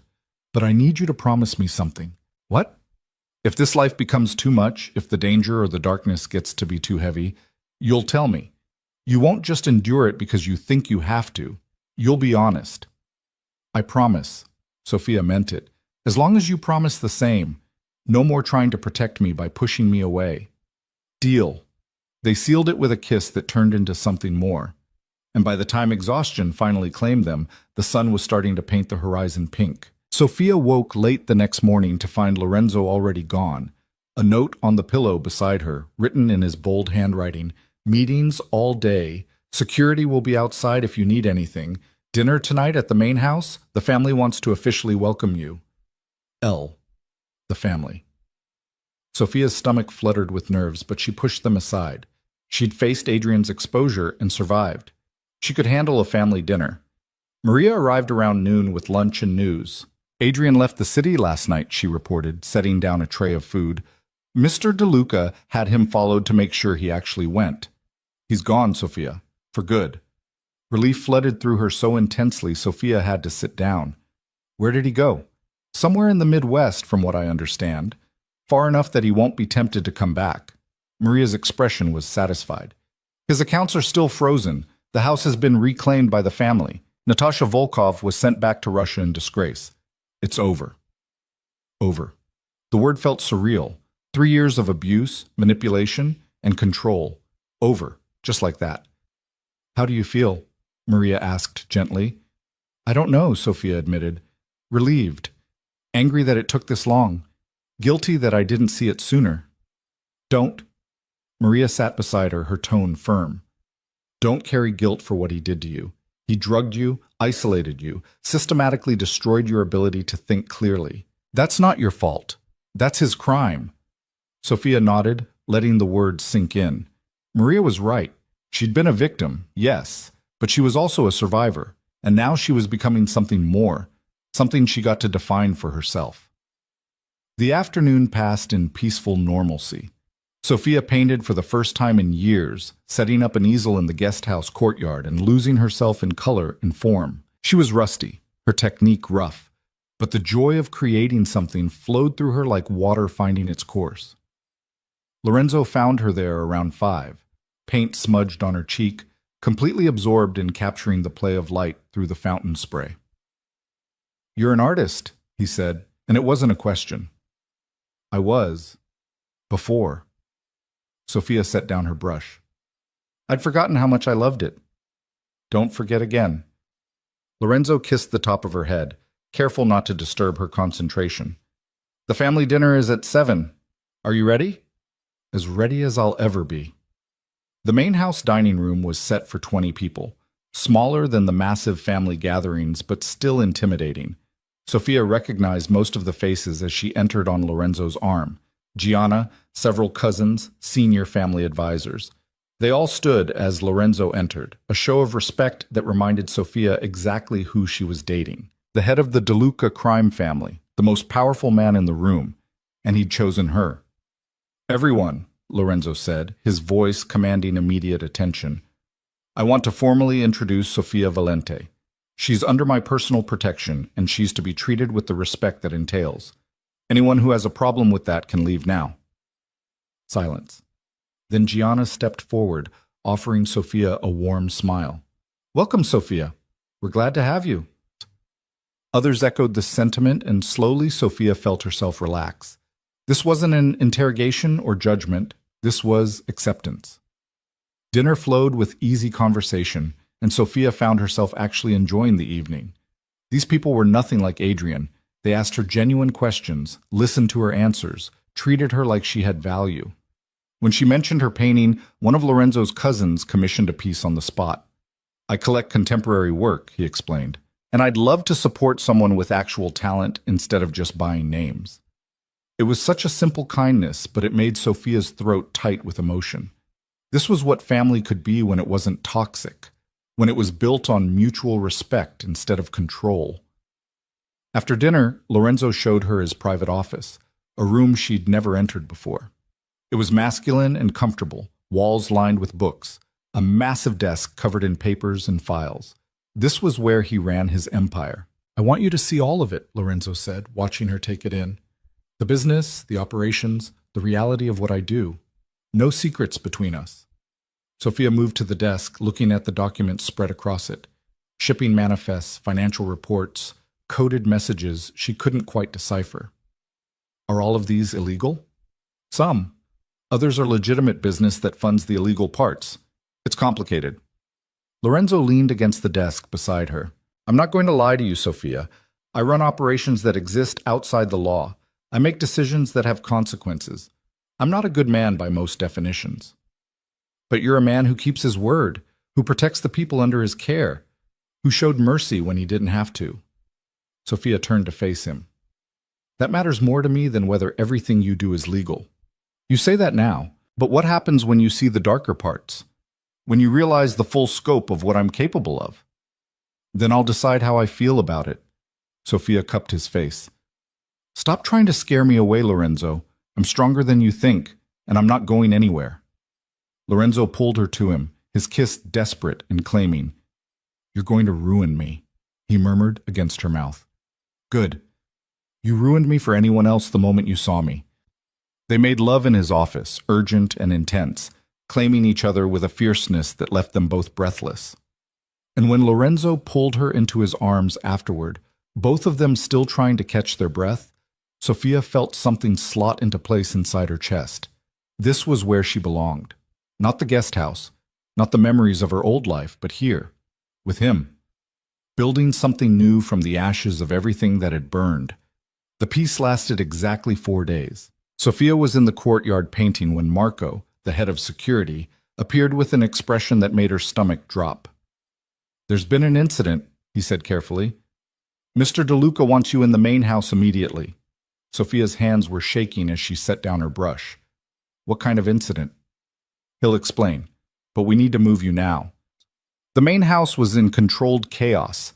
Security personnel moving with purpose, phones ringing, Lorenzo at the center of it all barking orders with cold precision. When he saw Sophia, his expression shifted from commander to concerned. "Are you all right?" He crossed to her immediately, his hands framing her face, checking for injuries she didn't have. "I'm fine." Marco said there was an incident? "Adrian." Lorenzo's jaw clenched. He didn't go quietly after all. He's been making noise, talking to people he shouldn't, trying to leverage information about family operations to buy himself protection. Sophia's blood ran cold. "He's going to the police?" "Worse, he's going to our rivals, offering them intelligence in exchange for help getting revenge." Lorenzo's expression was carved from stone. He just signed his own death warrant. "Lorenzo, this isn't negotiable, Sophia. He's betrayed the family. There's only one punishment for that." Sophia felt sick. She hated Adrian, had every reason to want him punished, but the thought of Lorenzo ordering his death made everything real in a way she hadn't fully processed. This was his world. Betrayal meant death, not divorce. "Can't you just—" She struggled to find words. "Isn't there another way?" "No." Lorenzo's voice was final. "He knows too much. He's already endangered people. If I show mercy now, it signals weakness. Others will test me. More people will die. So you kill him instead." "Yes." Lorenzo met her gaze unflinchingly. "This is what I meant about the darker parts. This is who I am when family is threatened. Can you accept that?" Sophia wanted to say yes immediately, wanted to be the strong woman who could handle anything, but Lorenzo had asked for honesty, and she owed him that. "I don't know," she whispered. "I hate him. I want him to suffer for what he did. But the thought of you ordering his death, it makes it real. Makes me realize exactly what your world means. Then maybe you should go. Lorenzo's voice was gentle, but his expression was steel. Stay somewhere safe while this is handled. You don't need to watch this part. You're trying to protect me again. I'm trying to give you a choice. Stay and see everything, or step back until it's done. Either way, Adrian dies. That's not changing. Sophia's mind raced. This was the moment that mattered. The point where she either fully committed to Lorenzo's world or walked away from it. There was no middle ground. I'll stay, she said finally, but I need you to explain it to me. Why it has to be this way. Help me understand. Relief flashed across Lorenzo's face. He led her to his office, closing the door on the chaos outside, and spent the next hour explaining the brutal calculus of his world. How mercy to one traitor encouraged 10 more. How information leaks got people killed. How the only way to maintain control was through absolute consequences. It's not about revenge, Lorenzo said. It's about survival. If word spreads that Adrian can betray the family and live, every two-bit criminal with a grudge will think they can do the same. I'll spend the rest of my life putting out fires, protecting our people from threats that shouldn't exist. So you kill him to send a message. I kill him to protect everyone else. That's the job. That's the burden of this position. Lorenzo's expression was haunted. You think I enjoy it? Making these decisions? I've ordered deaths, Sophia. Good men, bad men, people who deserved it and some who probably didn't. It's the weight I carry so others don't have to. Sophia thought about the man who'd protected her, who'd shown her gentleness and care, who kissed her like she was precious. And she thought about the Don who'd exiled his own nephew without hesitation, who ran an empire built on violence, who would kill to protect what was his. They were the same man, both true, both real. Okay, she said quietly.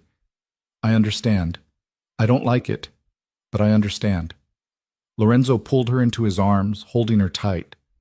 Thank you for trying, for staying, for not running from the truth.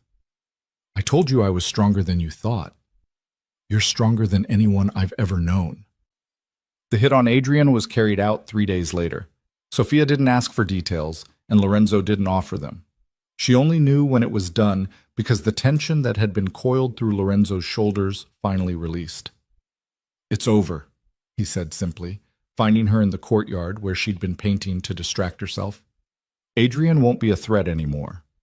Sophia set down her brush and went to him, wrapping her arms around his waist, holding him while he held her. She felt the weight of what he'd done, what he carried, the darkness he shouldered so others could stay in the light.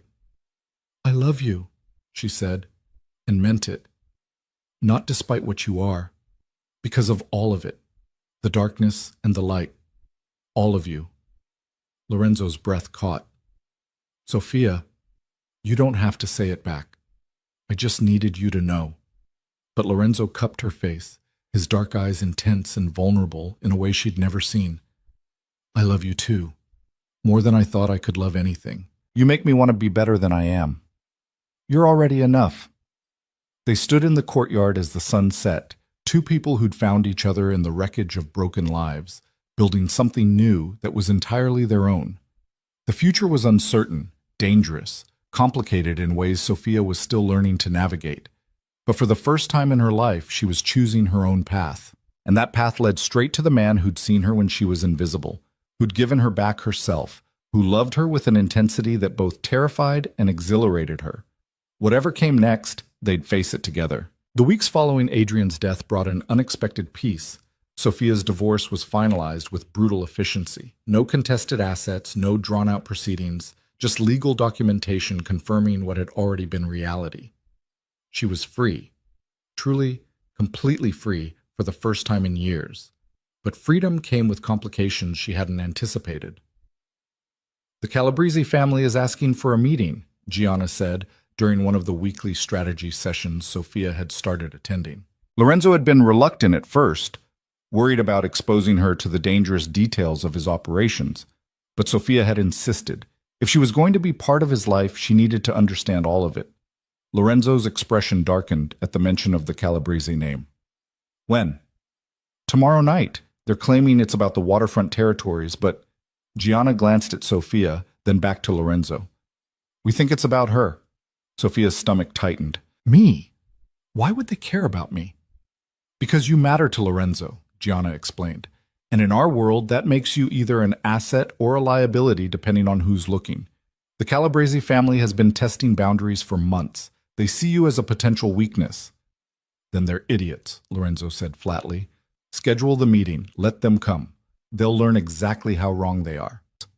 After the meeting ended and the advisors filed out, Sophia stayed behind with Lorenzo in his office. He was tense, his shoulders tight with the kind of controlled anger she'd learned to recognize. Talk to me, she said, moving behind his chair to massage the knots in his shoulders. Lorenzo leaned back into her touch, sighing. The Calabrese family has been looking for leverage against me for years. My father destroyed their operations in the Eastern Territories, and they've never forgotten it. They're opportunistic vultures who strike when they think they see weakness. And they think I'm your weakness. They think you're a distraction, a civilian I've gotten soft over. Lorenzo turned to pull her into his lap, his arms wrapping around her waist. They don't understand that you're actually my strength, that you make me sharper, more focused, more dangerous because I have something worth protecting. Sophia kissed him softly. So what happens at this meeting? I remind them why no one challenges the DeLuca family and lives to profit from it. His voice dropped to that dangerous register. And I make it clear that touching you means starting a war they can't win. The meeting took place in neutral territory, an upscale restaurant the families used for negotiations. Lorenzo brought Gianna and 2 senior advisors, and despite protests from his security team, he brought Sophia.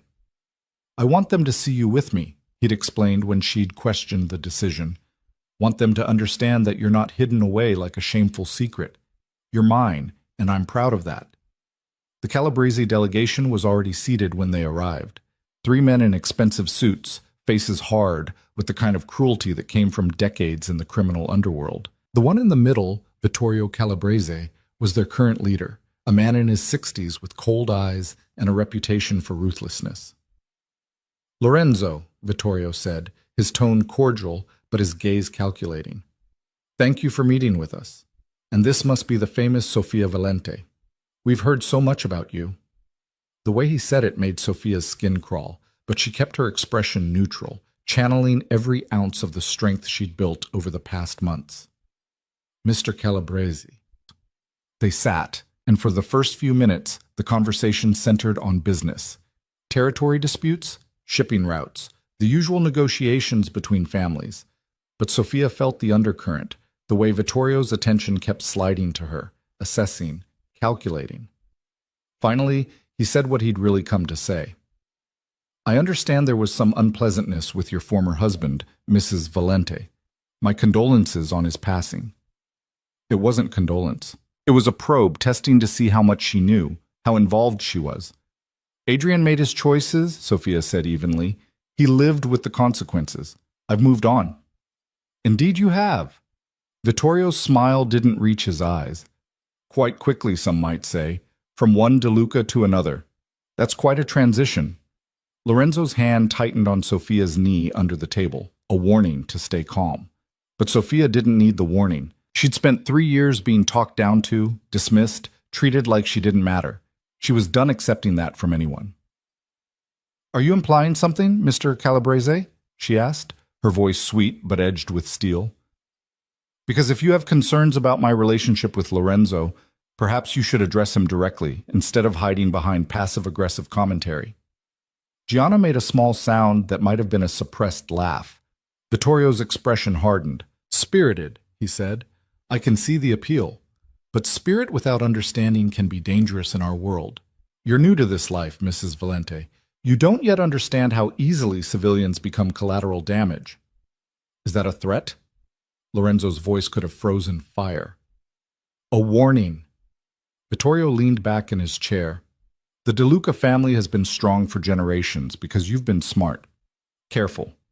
You've kept personal entanglements separate from business. But now you're parading your girlfriend in front of the 5 families, making her a public figure in our world.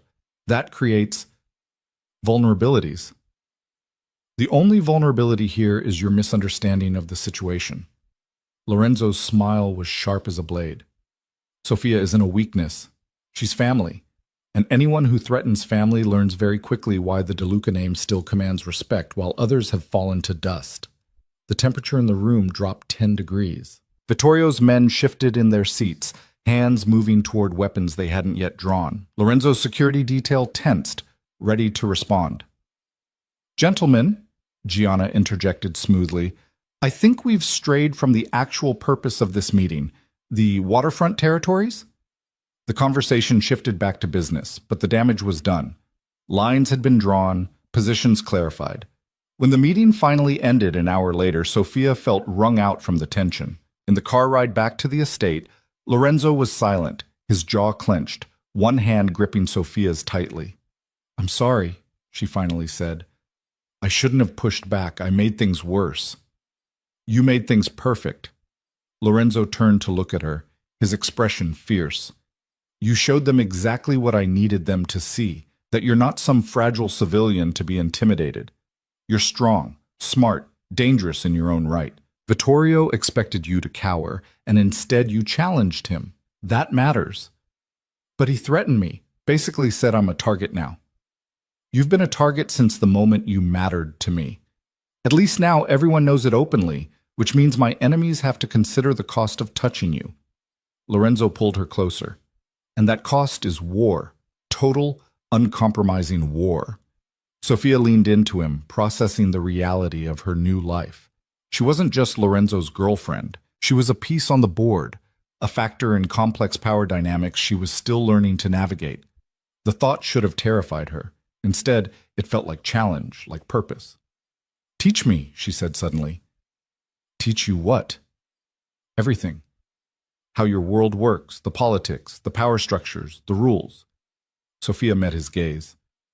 "If I'm going to be part of this, I want to be useful. Not just protected, but actually capable." Lorenzo studied her face for a long moment. "That's dangerous knowledge, Sophia. Once you know, you can't unknow. You become complicit in everything." "I'm already complicit. I love you. I live in your house. I attend your meetings. I'm in this whether I understand it or not. I'd rather understand." Something shifted in Lorenzo's expression. Pride, respect, maybe a trace of concern. "All right. But you need to be sure. Absolutely certain." "I am." So began Sophia's education in the criminal underworld. Lorenzo and Gianna became her teachers, explaining the intricate web of alliances, territories, and unwritten rules that governed the 5 families. She learned about their legitimate businesses, restaurants, construction companies, shipping firms, that funded and concealed illegal operations. She learned about the code of silence that protected them all, the brutal efficiency with which traitors were handled, the careful balance of power that kept total war from erupting. And she learned about the Calabrese family's history with the DeLucas, a decades-long rivalry built on territory disputes, old grudges, and the kind of hatred that passed from father to son like inheritance. "Vittorio's father tried to kill mine 30 years ago, Lorenzo explained one evening in his office, maps and documents spread across the desk. "Failed, obviously. My father responded by destroying their operations in the Eastern Territories, crippling their income for a decade. They've never forgiven us for that.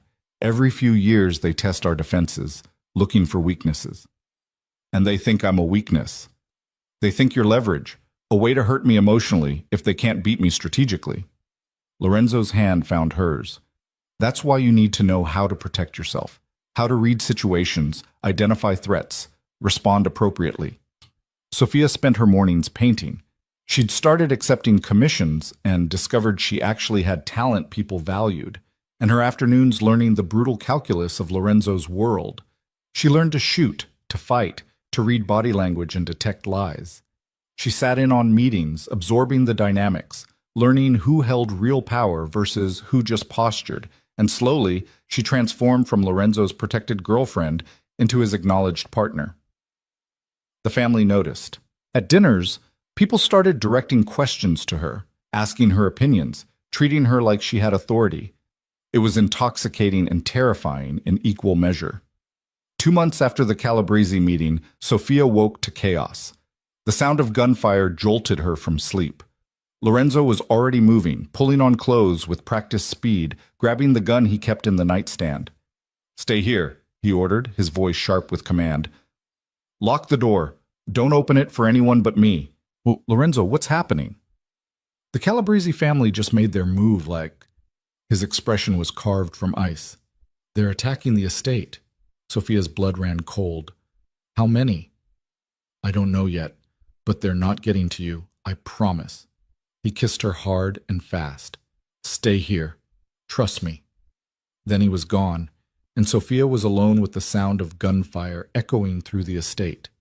She locked the door as instructed, her hands shaking, her mind racing. This was real. The danger Lorenzo had warned her about, the violence that underpinned his world, it was happening right now. More gunshots, shouting. The sound of breaking glass. Sophia grabbed her phone, but there was no signal. They'd jammed communications. She was trapped in Lorenzo's bedroom with no way to know what was happening, whether he was safe, whether they were winning or losing. The minutes stretched into an eternity. Sophia paced the room, fighting panic, trying to remember her training. If someone broke through the door, where would she position herself? What would she use as a weapon? The letter opener on the desk, the heavy bookend, her own hands if it came to that. A massive explosion rocked the building. Sophia was thrown to the floor, her ears ringing, smoke beginning to seep under the door. Fire. They'd set fire to the estate. She couldn't stay here. Locked room or not, she'd die of smoke inhalation if she didn't move. Sophia grabbed the gun Lorenzo kept in the closet safe. He'd taught her the combination weeks ago, just in case, and made her way to the door.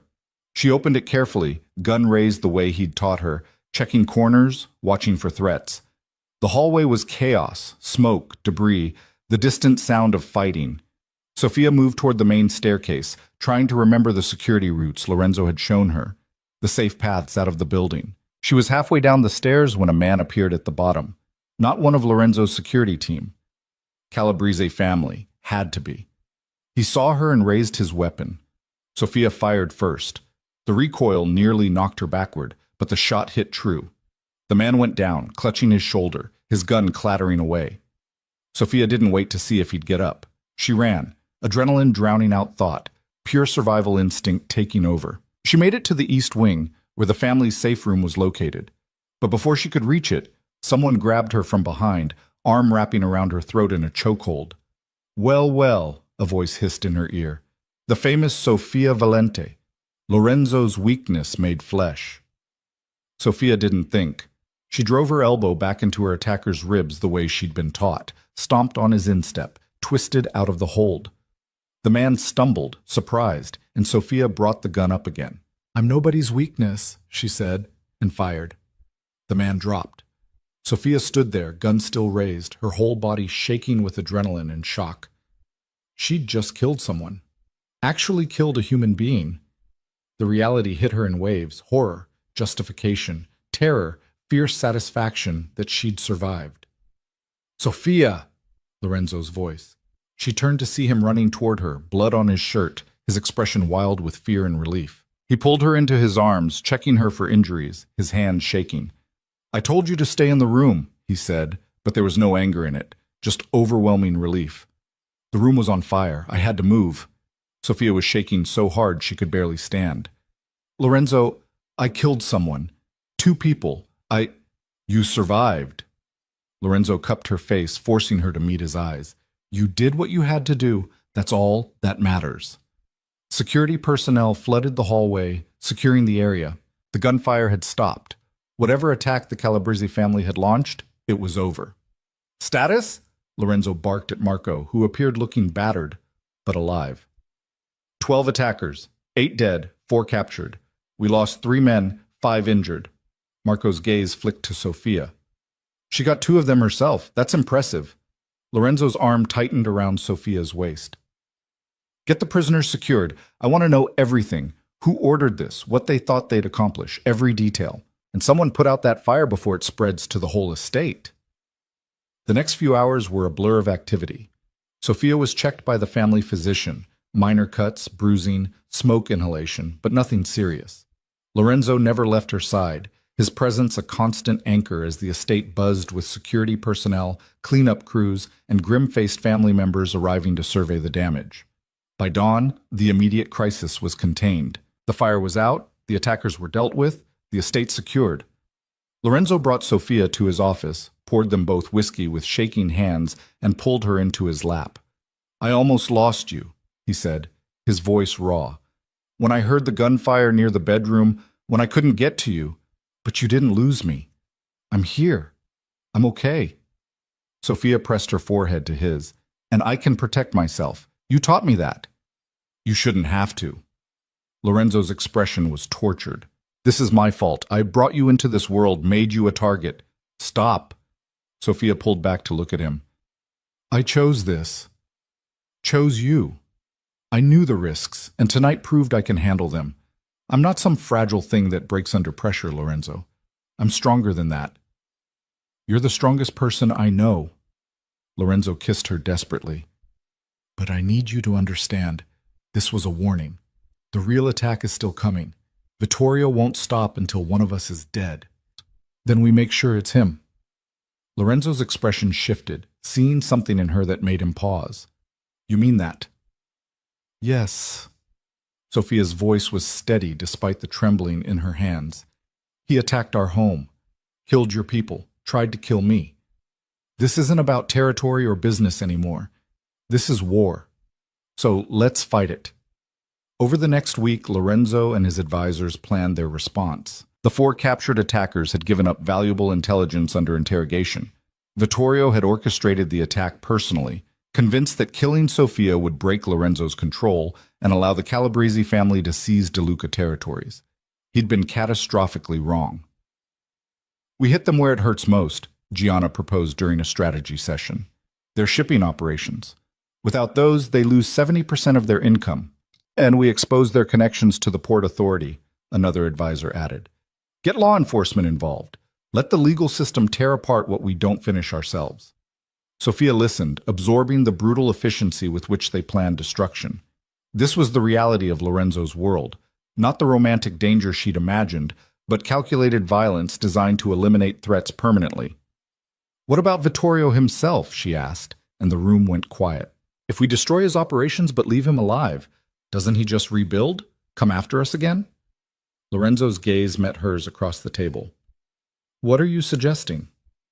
"I'm suggesting we end this permanently. Remove him from the equation entirely." Gianna's eyebrows rose. "That's direct." "It's also right," Lorenzo said slowly, pride and concern warring in his expression. "But taking out the head of a family creates complications. The other families will demand an accounting. We'll need justification they can't dispute." "You have it," Sophia said. "He attacked your home without provocation, killed your people, tried to murder your partner. By your own laws, that's a declaration of war. You're within your rights to respond with total force." The room was silent as the advisors processed this. Then one by one, heads began to nod. Sophia had just proposed a course of action that would reshape the power structure of the entire criminal underworld, and she'd done it with the cool logic of someone born to this life. Lorenzo called for a break, pulling Sophia aside into his private office. "Do you understand what you just did in there?" "I proposed we kill Vittorio Calabrese." "You did more than that. You proved you think like one of us. Like family." Lorenzo's hands framed her face. "But I need to know, are you okay with that? With being part of planning someone's death?" Sophia thought about the men she'd killed in the hallway, the terror of being attacked in her own home, the reality of the world she'd chosen. "He tried to kill me, tried to kill you. If we let him live, he'll just try again. So yes, I'm okay with it, because this time it's not about revenge, it's about survival." "I love you," Lorenzo said fiercely, "and I'm terrified of what this world is turning you into." "It's not turning me into anything. It's just revealing who I always was underneath." Sophia kissed him. "I was never the helpless victim Adrian tried to create. I was always this strong. I just needed the right circumstances to prove it." The operation against the Calabrese family was executed with surgical precision. Their shipping operations were destroyed in coordinated attacks across 3 cities. Their connections to corrupt officials were exposed through carefully leaked evidence, triggering federal investigations. And Vittorio Calabrese himself was killed in what appeared to be a robbery gone wrong, though everyone in the criminal world knew exactly what it really was. Justice. DeLuca style. The other families called for a council meeting to address the situation. Lorenzo went willingly, bringing Sophia with him over the protests of his security team. They need to see us together, he'd explained. Need to understand that attacking her means attacking me, that we're a unified force. The council consisted of the heads of the 5 families, meeting in a private estate under neutral terms. Sophia sat beside Lorenzo, her spine straight, her expression calm despite the weight of 5 pairs of eyes assessing her. Lorenzo, began the head of the Rossetti family, an elderly man named Dante. You've eliminated an entire family's leadership. That requires explanation. Vittorio Calabrese attacked my home, Lorenzo said evenly. Killed 3 of my men and attempted to murder Sophia. Under our laws, that justified total war. I responded accordingly. He claims the attack was justified because you've made a civilian into a liability, another family head interjected. That you've grown soft, allowed personal feelings to compromise family security. Then he was a fool. Lorenzo's voice dropped to that dangerous register. Sophia isn't a liability. She's an asset. She killed 2 of the attackers herself. She's been integral to our strategic planning. She understands our world and contributes to it. Any of you who doubt that can test the theory at your own peril. Silence. Then Dante spoke again, his gaze on Sophia. And you, Mrs. Valente? What do you say to accusations that you've made Lorenzo vulnerable? Sophia met his eyes without flinching. I'd say that anyone who mistakes love for weakness doesn't understand either. Lorenzo is stronger with me because I give him something worth protecting. And I'm stronger with him because he gives me the freedom to be exactly who I am. Together we're more formidable than either of us alone. Vittorio learned that lesson the hard way. A slow smile spread across Dante's weathered face. Well said. It seems the DeLuca family has gained quite an asset indeed. He looked around at the other family heads. I see no fault in Lorenzo's actions. Vittorio overstepped, and he paid the price. Let that be the end of it. One by one, the other heads nodded agreement. The matter was settled. The Calabrese family's remaining members would be absorbed into other families or allowed to maintain minor operations under strict oversight. The DeLuca family's dominance was reaffirmed, and Sophia had been officially recognized as part of that power structure. On the drive back to the estate, Lorenzo was quiet, his hand clasped tightly with Sophia's. You were magnificent in there, he finally said. I was terrified. But you didn't show it. That's what mattered. Lorenzo brought her hand to his lips. You've become everything I never knew I needed, Sophia, my partner in every sense of the word. Does that scare you? Terrifies me. Because now I have something to lose that actually matters more than power or control or empire. Lorenzo's expression was vulnerable in the dimming light. I've built my whole life on being untouchable, and you've made me desperately, completely touchable. Sophia shifted closer, resting her head on his shoulder. Then we protect each other, face whatever comes together. That's what partnership means. Together, Lorenzo agreed and sealed it with a kiss that tasted like promise and future, and the kind of love that could survive anything. The weeks that followed brought a new normal to the DeLuca estate. Repairs were completed, security was upgraded, and life settled into rhythms that felt almost domestic. Sophia continued painting, her work gaining recognition in galleries that had no idea she was dating one of the most dangerous men in the criminal underworld. Lorenzo continued running his empire, but now with Sophia as his trusted confidant, the person he discussed strategy with late into the night. They were building something neither had expected, a genuine partnership forged in fire and sealed in blood, where both brought equal strength to the relationship and neither had to diminish themselves to fit. And one morning, as Sophia stood in the bathroom feeling inexplicably nauseous for the 3rd day in a row, staring at a pregnancy test showing 2 unmistakable lines, she realized their partnership was about to expand in ways that would change everything. Sophia stared at the test for a full minute, her mind struggling to process what those 2 lines meant. Pregnant. She was pregnant with Lorenzo DeLuca's child, the man who'd saved her from a nightmare, who'd become her partner in every sense, who ran a criminal empire with calculated precision. He was going to be a father. Terror and joy warred in her chest. They'd never discussed children, never talked about building a family beyond the partnership they'd created. Lorenzo's life was dangerous, violent, unpredictable. Was bringing a child into that world responsible? Safe? Fair? But beneath the fear, something else bloomed. Hope. Excitement. The fierce protective instinct that told her this baby, their baby, would be loved and protected with every resource at their disposal.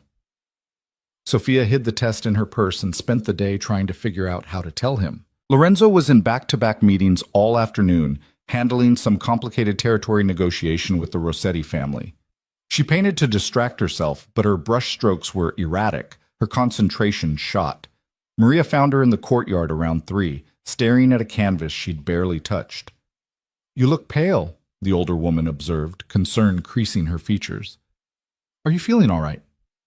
"I'm fine, just processing something." Sophia set down her brush. "Maria, can I ask you something personal?" "Of course." "Lorenzo's never mentioned wanting children. Do you know if that's something he's ever considered?" Maria's expression softened with understanding. "He never thought he could have that kind of life. The dangers of his position, the enemies, the constant threat. He's always believed family was a luxury he couldn't afford." "Why do you ask?" Sophia's hand drifted to her still flat stomach. Maria's eyes widened as she understood. "Oh, Sophia, I just found out this morning. I don't know how to tell him. What if he doesn't want this? What if he thinks it's too dangerous?" "That man loves you more than his own life," Maria said firmly. "Whatever fears he has, they won't change that. Tell him. Trust him with this." Lorenzo returned to the estate around 7, looking exhausted but satisfied. "The Rossetti situation is resolved," he said, kissing Sophia in greeting. "Took all damn day, but we reached an agreement that benefits everyone. How was your day?" "Interesting." Sophia's heart was hammering. "Can we talk? Privately?" Lorenzo's expression shifted to concern. "What's wrong?" "Nothing's wrong. I need to tell you something important." They went to his office, the space that had become their sanctuary for serious conversations. Lorenzo poured himself a whiskey, offered her one, frowned when she declined. "You never turn down whiskey when I'm drinking," he observed. "What's going on?" Sophia took a breath, gathering courage. "I'm pregnant." The glass stopped halfway to Lorenzo's mouth. He set it down slowly, carefully, his expression unreadable. "You're sure?" "I took 3 tests, all positive. I have an appointment with Dr. Chen tomorrow to confirm, but yes, I'm sure." Lorenzo was silent for so long Sophia's anxiety spiked into fear. He stood, walked to the window, stared out at the darkening grounds. When he finally spoke, his voice was rough with emotion she couldn't identify. "I never thought I could have this. A family, a child, someone to pass all this to who actually came from love instead of obligation."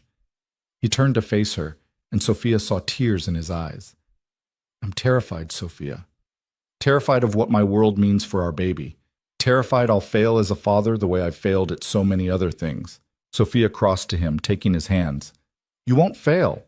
You'll protect our child the way you've protected me. Love them the way you love me. That's all any parent can do. What if it's not enough? What if my enemies? Then we deal with them, together, like we deal with everything else." Sophia placed his hand on her stomach. "This baby is already loved, Lorenzo. Already protected by the most powerful man I know. That's more than most children start with." Lorenzo pulled her into his arms, holding her so tightly she could barely breathe. "A baby," he whispered. "We're having a baby. Are you happy?" "I'm fucking terrified. But yes, I'm happy." He pulled back to cup her face, his expression fierce and tender. "You've given me everything I never knew I wanted. A reason to be better. A future worth fighting for. Now a child. How am I supposed to deserve any of this? By being exactly who you are. The man who saw me when I was invisible. Who gave me back my strength. Who loves me enough to let me be dangerous." Sophia kissed him softly. "That's the father I want for our baby. Not some sanitized version. The real you." Lorenzo kissed her deeply, his hands gentle on her waist, already protective of the life growing inside her. "Everything changes now. Security, operations, risk assessment. We need to plan for every contingency." "We will. But tonight, can we just be happy? Just us and this news and the future we're building? Yes. Lorenzo swept her into his arms, carrying her toward their bedroom. Tonight we celebrate. Tomorrow we start fortifying the world our child will be born into. The next morning, Dr. Chen confirmed what Sophia already knew.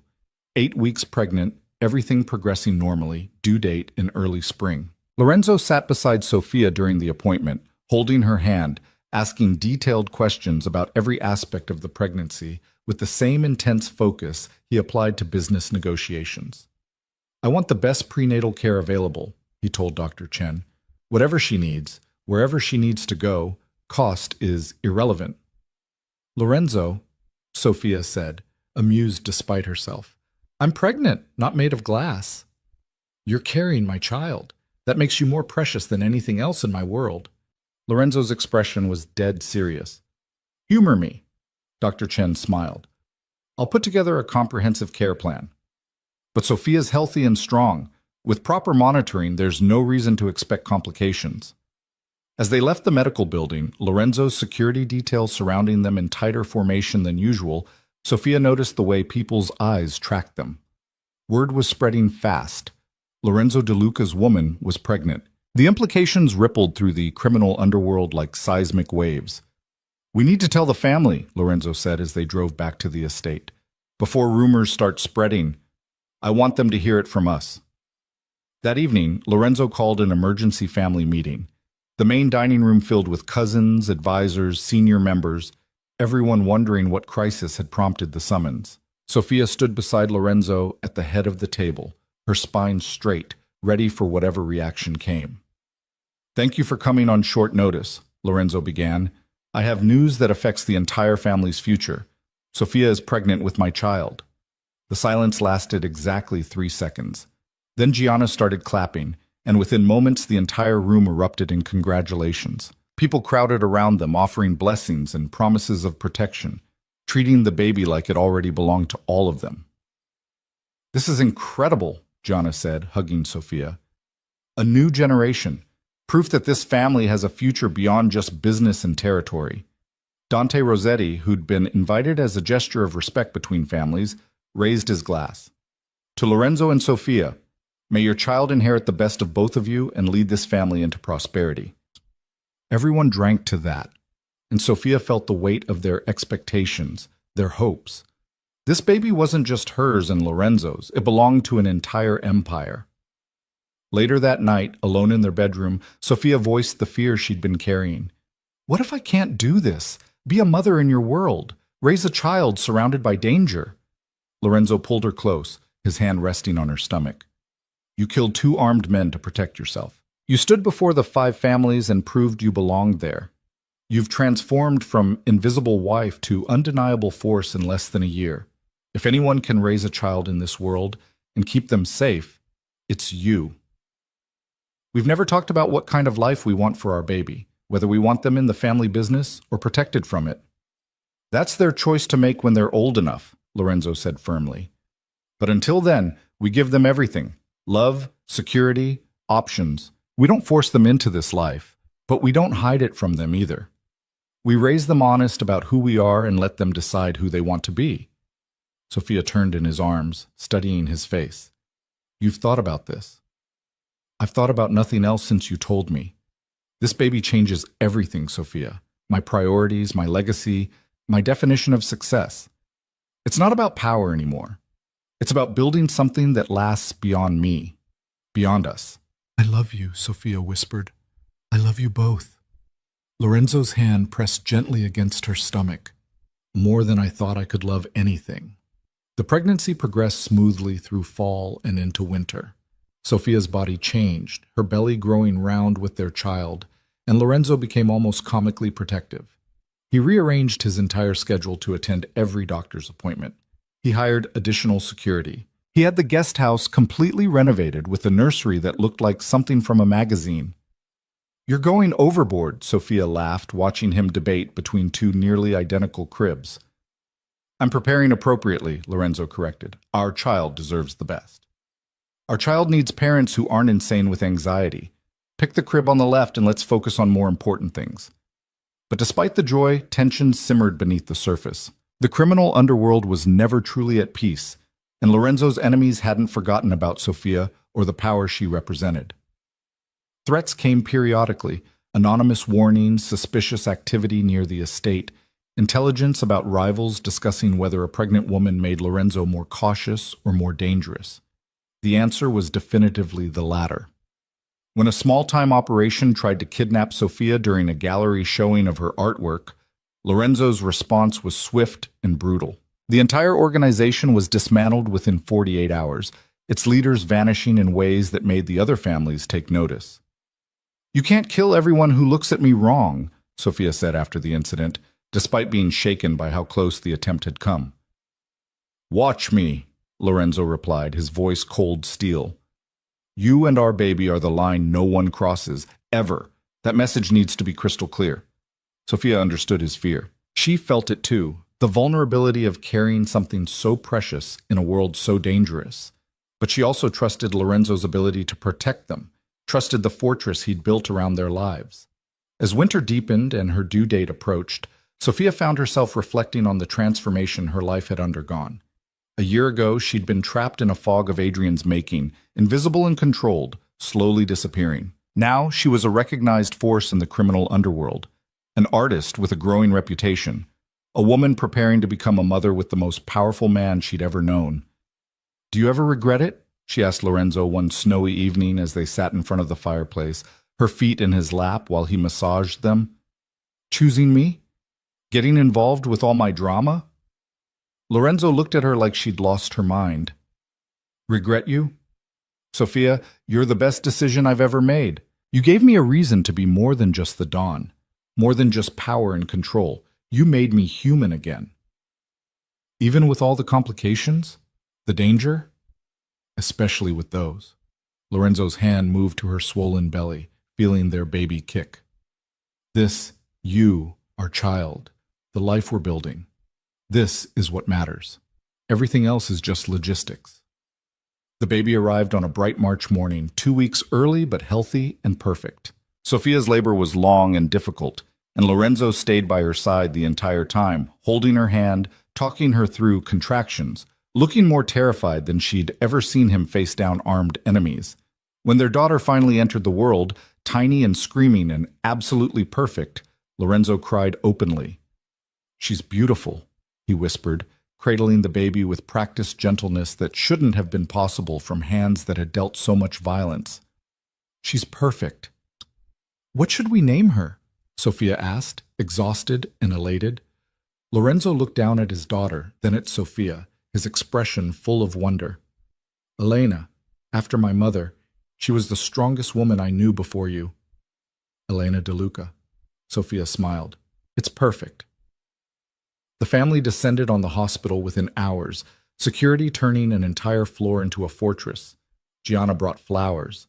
Maria brought tears of joy. Dante Rossetti sent a gift that probably cost more than most people's cars. Everyone wanted to see the newest DeLuca, the child that represented a future none of them had expected.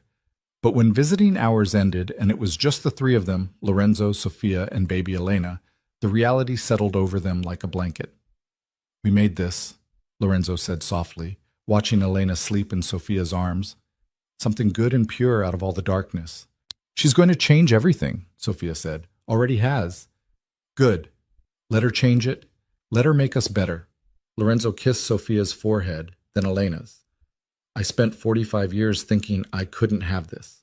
A family, love, something worth living for beyond power. You proved me wrong about all of it."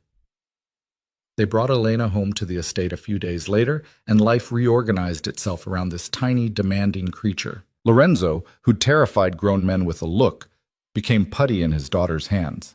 He took middle-of-the-night feedings without complaint. He learned to change diapers with the same precision he applied to business deals. He read parenting books like military strategy manuals. Sofia watched him transform and fell in love with him all over again. "You're a natural," she observed one evening, watching him rock Elena to sleep with infinite patience. "I'm terrified every second," Lorenzo admitted. "That I'll do something wrong. That my world will touch her. That she'll grow up and realize her father isn't a good man." You're a great man. You're just not a simple man. Sophia moved to stand beside them, looking down at their sleeping daughter. And she's going to grow up knowing she's loved absolutely, protected fiercely, and given every choice we can offer her. That's what matters. As Elena grew from newborn to infant, the estate transformed into something that felt almost domestic. There were toys in Lorenzo's office, baby monitors in every room, a schedule built around feeding times and naps rather than just business meetings. And slowly, carefully, Lorenzo began making changes to his operations. He shifted more resources toward legitimate businesses, gradually distancing the family from the most dangerous criminal enterprises. It was a long-term strategy that would take years to fully implement, but the direction was clear. I want Elena to have choices, he explained to Gianna during a planning meeting Sophia attended. If she wants to be part of the family business, fine, but I don't want her forced into it because there's no alternative. I want legitimate options.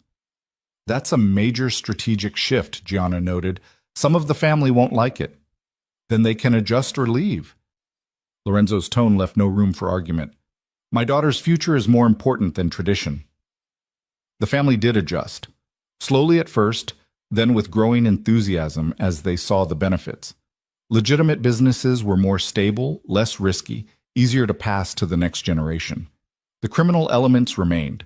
Lorenzo's world couldn't completely abandon its roots, but they became one facet of a more complex empire rather than the entire foundation. Elena's first birthday arrived with shocking speed. The party was massive. Family, friends, allies, all celebrating the child who'd changed the De Luca family's trajectory. Sophia watched her daughter toddle around the courtyard, already showing signs of her father's determination and her mother's creativity, and felt overwhelming gratitude for how far they'd come. Happy? Lorenzo asked, wrapping his arms around her waist from behind. Incredibly. Sophia leaned back against him. A year ago, I was terrified I couldn't do this. Be a mother in your world. Now I can't imagine anything else. You've done more than survive. You've thrived. Become exactly who you were always meant to be. Lorenzo kissed her neck. The woman who was invisible is now impossible to ignore. The one who is controlled now helps run an empire. And the one who was told she was worthless is raising a daughter who will never doubt her value. Sophia turned in his arms, seeing the man who'd saved her, loved her, given her back herself. We did good, didn't we? We did perfect. That evening, after the party ended and Elena was asleep in her crib, Sophia and Lorenzo stood on the terrace overlooking the estate. The grounds were peaceful, secure, a fortress built on love as much as power. Do you ever think about how this started? Sophia asked. How improbable it all was. Every day. Lorenzo pulled her close. I think about the woman who was disappearing under abuse and drugs, who could have stayed broken, who instead chose to fight back and become unstoppable. I think about the man who could have ignored my suffering, who instead risked family conflict to save someone who meant nothing to him. Sophia smiled up at him. We saved each other, really. We did. And we built something neither of us expected. Lorenzo's hand cupped her face. An empire built on partnership. A family built on choice. A future built on love strong enough to survive anything. Do you think we're done with the danger and the threats? There will always be challenges, but we've proven we can handle them. Together, we're more powerful than anything trying to break us. Lorenzo kissed her slowly, deeply, and I'll spend the rest of my life making sure you and Elena have everything you deserve. Sophia melted into his embrace, thinking about the journey that had brought them here. From invisible wife trapped in a nightmare to powerful partner in one of the most feared families in the underworld. From victim to survivor to warrior. From alone to loved beyond measure. She'd been drugged, controlled, told she was worthless. She'd escaped, fought back, killed to survive. She'd fallen in love with a dangerous man and helped him become something more. She'd faced down crime families and proven she belonged in their world. She'd become a mother and watched the most powerful man she knew transform into a devoted father. And through it all, she'd discovered the truth Adrian had tried so hard to bury. She was strong, valuable, worthy of love and respect and partnership. She was Sofia Valente, artist, strategist, mother, queen of an empire she'd helped reshape. The woman who'd once been invisible now commanded attention in every room she entered. The one who'd been controlled now made decisions that affected hundreds of lives. And the one who'd been nothing was now everything to the man who'd seen her when no one else could. "I love you," Sophia whispered against Lorenzo's lips. "I love you more than power, more than empire, more than my own life," Lorenzo responded. "You and Elena are my legacy. Everything else is just details." They stood together on the terrace as night fell over the De Luca estate, two people who'd found each other in darkness and built something luminous. Behind them, their daughter slept peacefully, protected by love and power in equal measure. Before them stretched a future they'd fight to protect, nurture, and pass on to the next generation. Sophia had started this journey as a prisoner in her own life. She ended it as a queen who'd chosen her throne, her king, and the empire they'd build together. And in the process, she'd discovered the most important truth of all. Freedom wasn't about escaping danger or avoiding darkness. Freedom was about choosing your battles, claiming your power, and refusing to disappear no matter who tried to make you small. She'd been invisible once. Never again. Lorenzo held her close as stars began to appear overhead, and Sophia knew with absolute certainty that this was exactly where she was meant to be. Not despite the danger or complexity, but because of it. Because this life, this love, this family, they were real in a way nothing else had ever been. And real, messy, complicated, dangerous, beautiful life was infinitely better than the safe, controlled disappearance Adrian had planned for her. Sophia had been saved, but more importantly, she'd saved herself. And in doing so, she'd found everything she'd never known she was missing. The end was really just the beginning. And what a beginning it was.